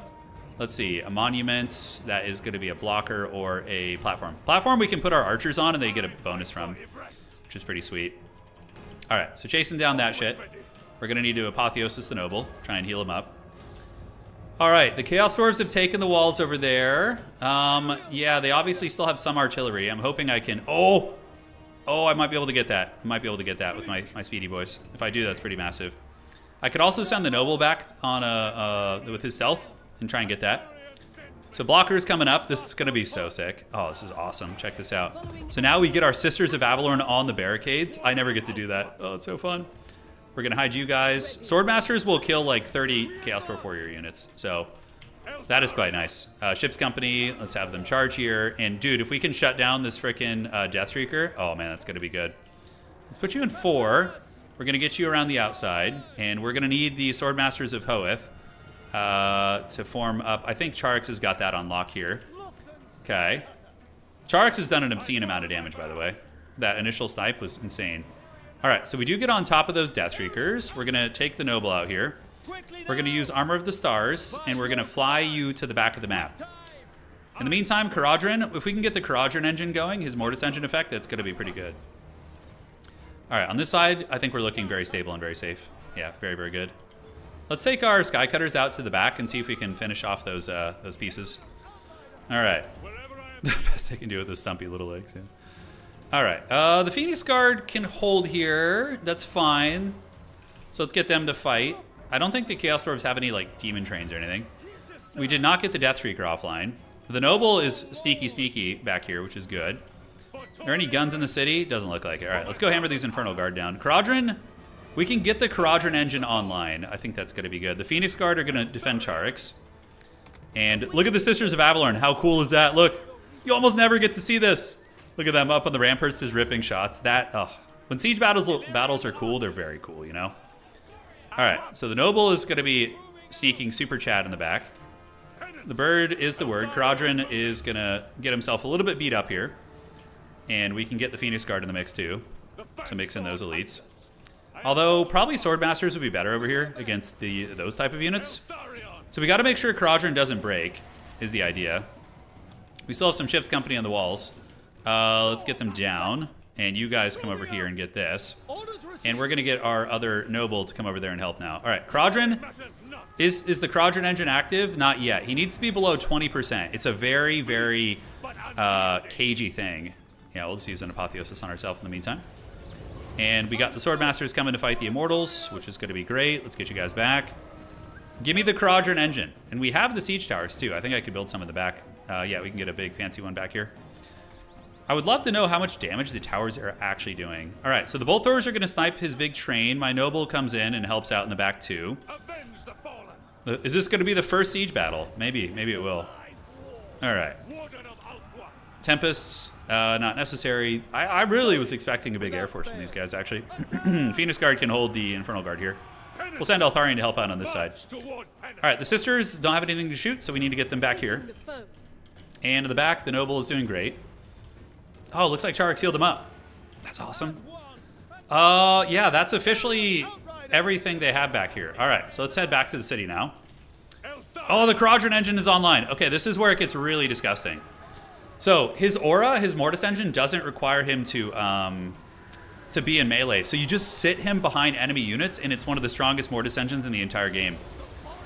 Hold the walls. This is where we fight. Caradhran, you need to land on the ground, dog. We need you to just be a ground creature for now. All right. So the Swordmasters have cleared that out. Sisters are shooting. And the Caradhran engine is now draining. It's a huge one, guys. It's up to 50 to 100. It's like several Mortis engines packed together, basically, which is nuts. All right, Eltharion can fight. Do we need a Tempest for anything? I don't think so. And the Bolt Throwers can go run these guys down. We're going to run you guys down, and then we'll bring you guys. Oh, actually, let's just get on the Granite Guard. Yeah, let's see if we can cheese the Granite Guard down here. Ooh, actually, no, they're mustering. Okay, they actually have a force over here. I didn't notice that. Okay. So the Caradhran engine is going to be draining down all these homies. He's going to have an obscene amount of value as the Phoenix Guard move in. Yes. And we can use Captain the Phoenix Guard to heal them up, which is going to be great. So we will do it on these guys. Big heals as we do get the regrowth coming in from Charx. We break their backs there. And the Chaos Dwarf Legion is on its way out. Okay, so these guys are cruising. 4 bruising. Looks like these guys are going to get it. Let's get behind them. Oh, we got army losses kicking in for Astragoth. Oh, we did it! We won a siege battle! We did it! The defenders finally won on our stream. Shout out to Charx for 20,000 damage. Goddamn, dude. He was pretty nuts. I think he sniped like 4 artillery pieces, like with his Way Watchers. Damn, dude. What does he still have that's unbreakable here? The Caradhran engine would have carried us in the late game, too. This guy, he would have drained a lot of units down. All right, we just have the Chaos Dwarf crew here, guys. World first, yes. World first indeed. Oh, give it to me, precious. That's what I'm talking about. Dude, fat battle, bros. Fat battle. Tour of Rest will not fall this day. Hopefully you guys enjoyed that one. And yeah, we'll see you in another siege battle soon. So 2,300. Sisters didn't get to do much, but the Bolt Throwers were very good. It had to happen eventually. It did. All right. So we can play another one. We'll do a Gates. The Gate battles are the best. We'll do Eagle Gates. Dragon Gate for Cathay just is such a grind. Yeah, Charx used his Wood Elf prowess to carry that. He did. All right. So let's do another siege. I know there's like other fortresses, aren't there? There's like chaos ones. Okay, so we're going to do a defensive chaos. So General and Stinky Beans if you guys wanna, if you want to play again, that's fine since we didn't have any lag. But this time you need to play different factions. And we're gonna defend. Nuln is a bit of a pain. Yeah, Helmgard is a good one. Helmgard's a really good map. So we're gonna play the Empire. We have to have some fireworks for the 4th of July here. 4th of July, New Year's. Goddamn. I don't even know what planet I'm on half the time. All right, so evil. We need evil versus good. Charx, you can go Wood Elves again if you want. Or Charx, join me on Empire. The beloved sons of Sigmar must defend this keep. Lizardmen works too. Any good faction with me would be nice. And General, you need to go evil. We're doing good versus evil flavor battles. No, it's not New Year yet. New Year's for 2 hours of me. Well, an hour and 59 minutes. Yeah. And again, if you guys are enjoying the spontaneous wild short stream here, do drop a like on the stream. It helps out quite a bit. I hate asking for it, but you know, it's part of the par for the course here. High Elves for Charx. Okay. And Vampire Coast. Sure. Vampire Coast and Skaven Corsairs. Yeah, it's great. All right. So let's get our blocker up and Vampire Coast and Skaven. Okay. So Charx, I need you to control. They can't really do much in the skies, I don't think. Yeah. So I think we're okay there. Nothing is as cool as the Empire, man. They're so rad. Oh, yeah. Okay, so let's get you and you. It'd be nice if we had like a duplicate feature in this. You know, where you could like duplicate units. So one more of these. And then aside from that, yeah, Charx did 5,000 value in under a minute. Well, it's because they had all the artillery. But, you know, players will learn. They'll start deploying their artillery further back. You know, that's going to be the trick. So who would be defending Helmgard? Balthazar Gelt would be around. He's a homie. I always love Gelt in siege battles and stuff, so he's fun. All right. Quicksilver, ho! So aside from that, we got Vampire Coast and we got Skaven. That is a lot of artillery.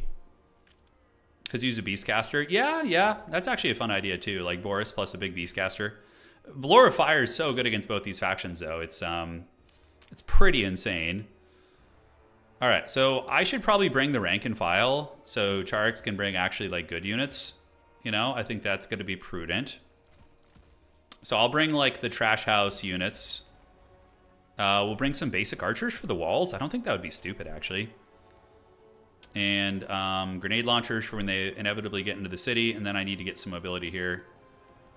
Charx is like waiting for me to do my army so he can fine tune, which is totally fine. Do we need anti-large here? We might run into some issues against large stuff. We may. 3 archers is fine. And I think we need to mix in you guys. Null and Ironsides are a pretty damn fun unit. Really, really like any excuse to use Null and Ironsides. Let's cut that and cut that. And then. No grenade launchers for now. We'll skip those. We always get them.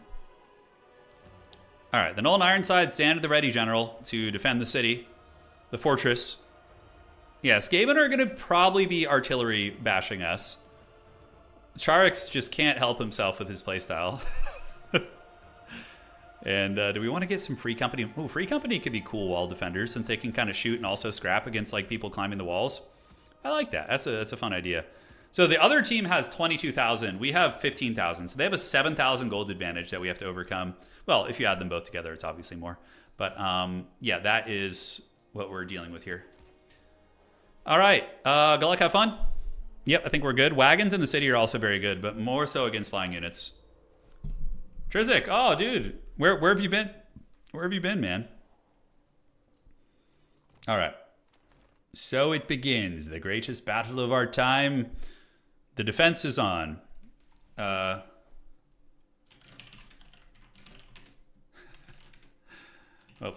Charx messaged me. He's like, so the plan is, if I can, I'll snipe the artillery with Way Watchers. If we can't do it, we're probably fine. It works.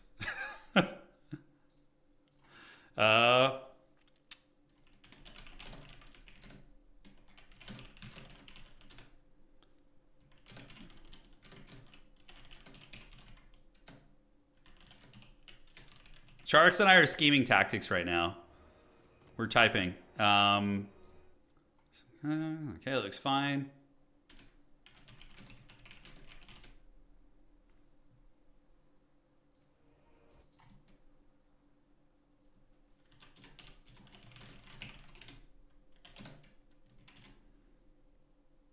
Okay, he's doing it. He's got his build ironed out. Need at least 4 Hellstorms? Yeah, Hellstorm rocket batteries are just the most fun shit in this game, man. I love it so much. The other team is ready. Oh shit, we're gonna get Queen Best, aren't we? Oh no, not the Queen Best. Oh dude, the Queen Bessening comes for us. I'll show you guys my build. This is what it looks like right now. I'm thinking, do I have any like stealth units? Not really. Yeah, not a whole bunch. I mean, I could get a couple Pistoliers to patrol the city. Yeah, it's fine. That's fine, guys. It'll do, pig. It'll do. You know what, though? Oh, just having the Pistolier utility is so good. We're going to get you and then get these two. Can I not bring more of those?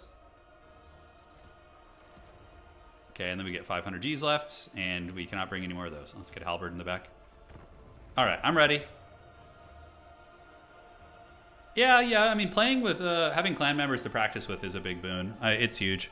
They also pool knowledge, right? So like they'll have builds they can share with one another, and that's a big part of this game. Is just having good builds.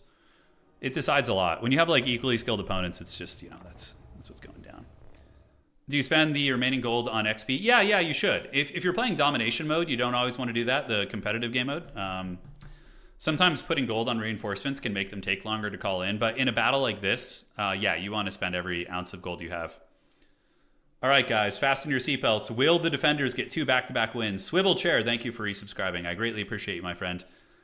We're going into the new year strong. It's going to be great. The Hochland Arwar has snipe. Yeah, that could have been a cool tech. All right, the Demi-Pug is here. There he goes. Good Demi-Pug. Are tournaments ever done with a fixed build through the whole tournament? Yeah, we've done that before. It's not something that's common. But we do them. Single list tournaments, they're fun. It's kind of like playing tabletop. Some factions are really oppressive in that format because they just have like one build that's always good, and some factions are much worse. But yeah, it has been done. Huntsmen are not bad also. Yeah. Huntsman stalking. Okay, so we'll man the walls. Against these factions, probably manning the walls is going to be a good idea. But we have the Lord of Estalia, Balthazar Gelt. Final Transmutation is pretty money. So what we're going to do is just put some sacrificial archers up on the walls to get nuked. And they're going to... Oh, you know what? I should probably keep them back and just put the infantry on the walls. Yeah, just like the spearmen with shields. They're just going to hide behind the tower just to make sure it's shooting. So they're going to get there. We're going to get you here. All right. And we can actually just... If Charx is going to man those walls, that's fine. So we're just going to put every kind of... unit we don't mind too much. Halberds at the gatehouse are always a good idea. Like in the gate, ready to defend it. And yeah, this is a campaign map. Yeah, it's pretty great. So Hellstorms, how far out can they reach? Pretty far.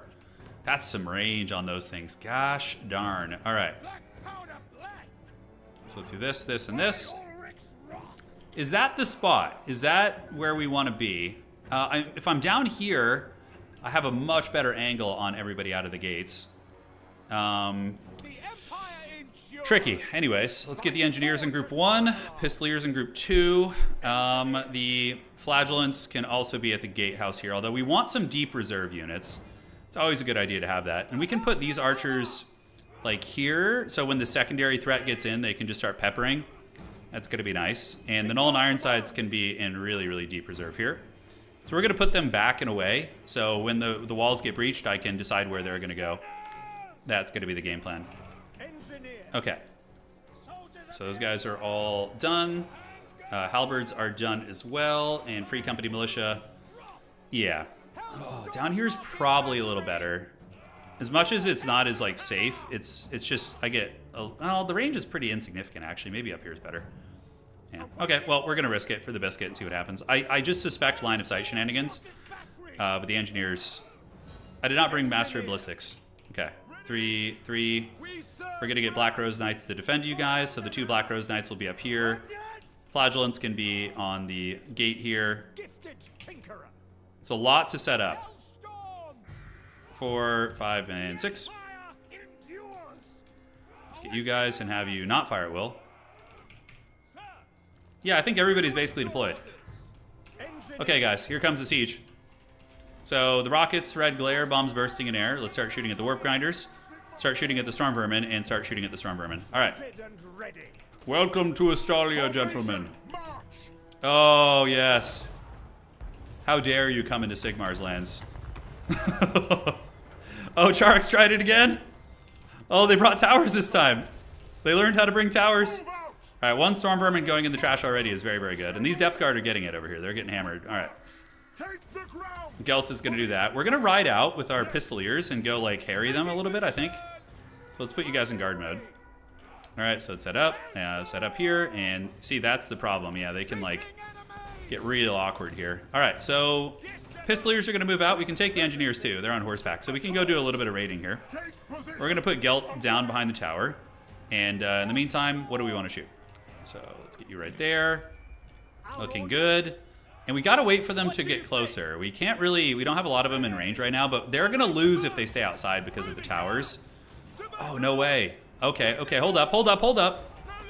Okay, these pistoliers, brave patriots of Sigmar, they know that this is a doomed mission, but they're going to ride on it anyways because, you know, they got to protect that which they love and that which they defend, which is the Empire. All right, so they're going to go in.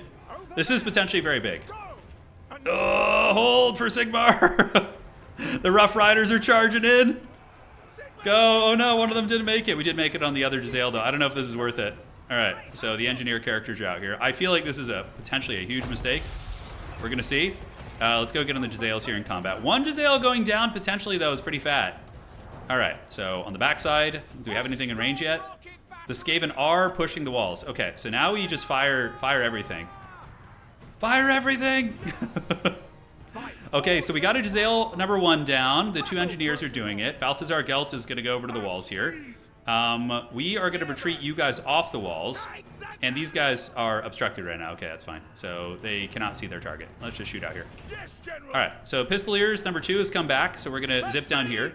But the engineers have been able to get those offline. But oh, Icky Claw's coming. All right, I don't know if this is worth it anymore. We got to run. We got to wheel about face and run. All right, so let's just Shadow Realm these guys on the walls. Are they actually going to shoot? Yeah, let's just go. Black Rose Knights need to be brought down here. And Balthazar Gelt. Oh, look at the rockets on the walls. You got to love it. All right, the engineers are going to run. Let's get you guys back on the artillery crew, and we can keep kiting here. These engineers can definitely shoot and do some big damage. The rockets are obliterating them on the walls, which is awesome. The Vampire Coast is playing very defensively. We got to run.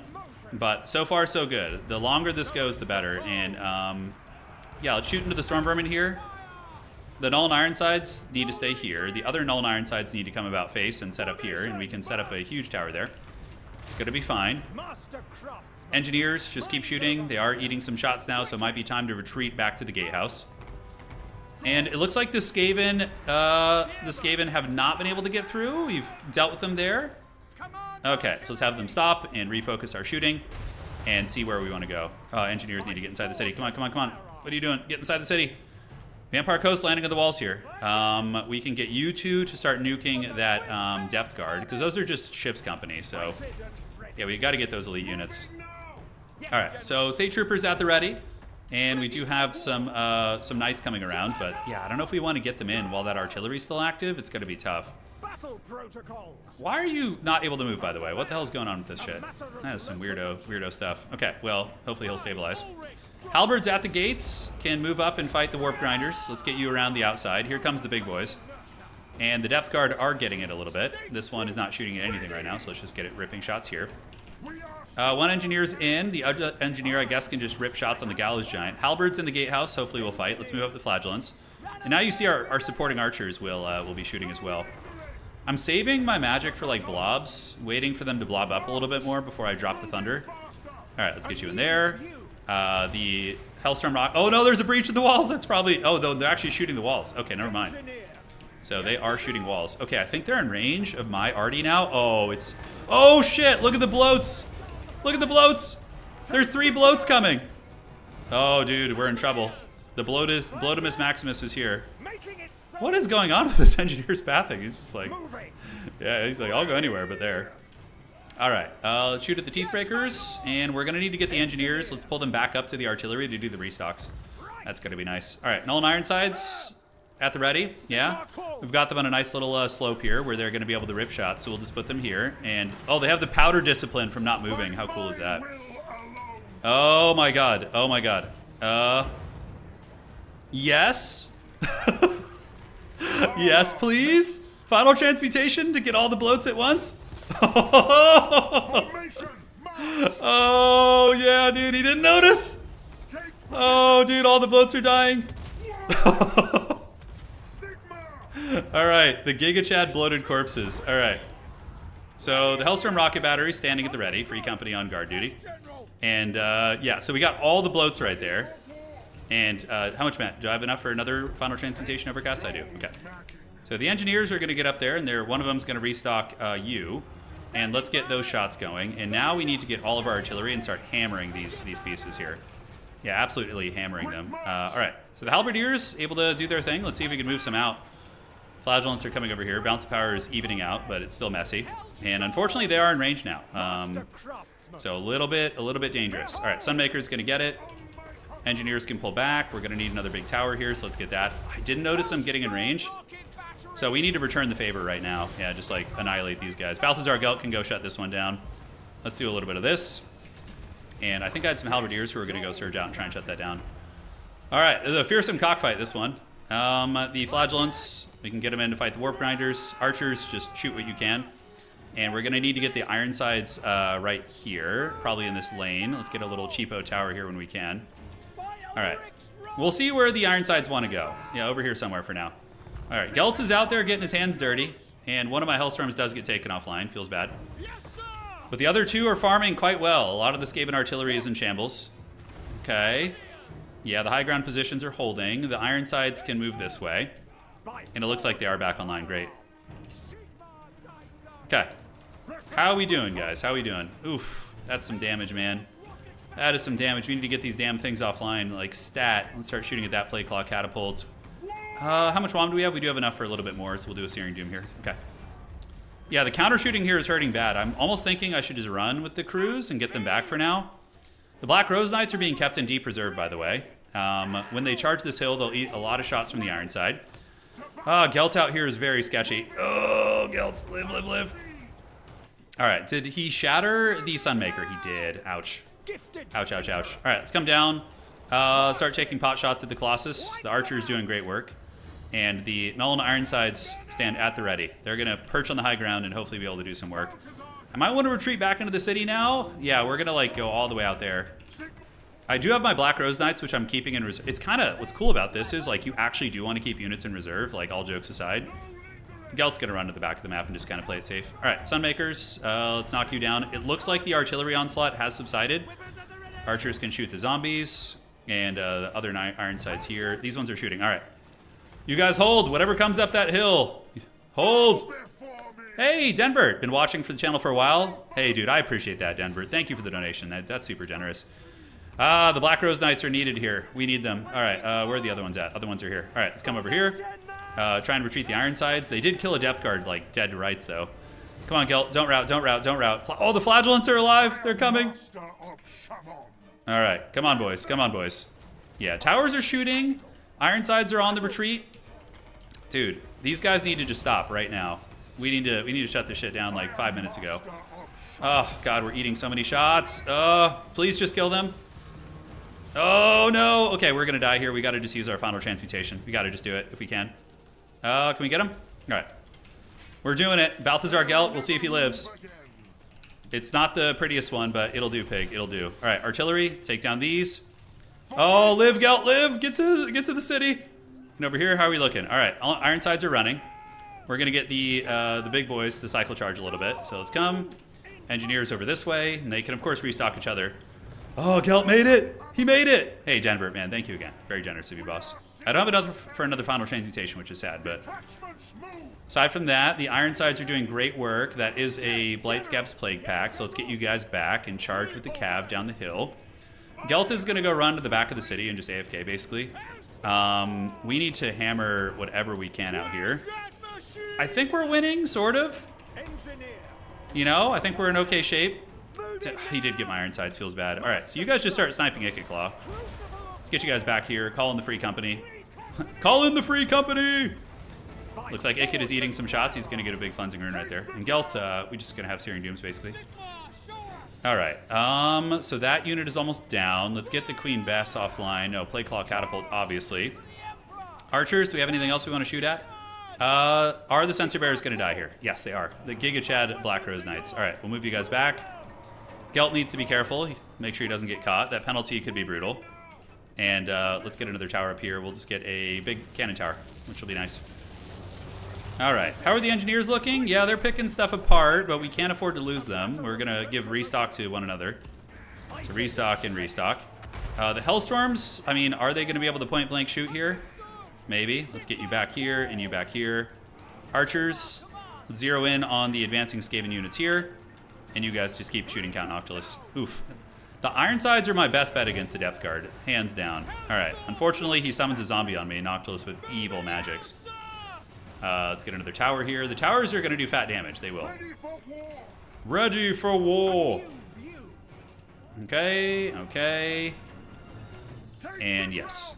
How are we looking? Ooh, that's going to hurt. Nice play from him.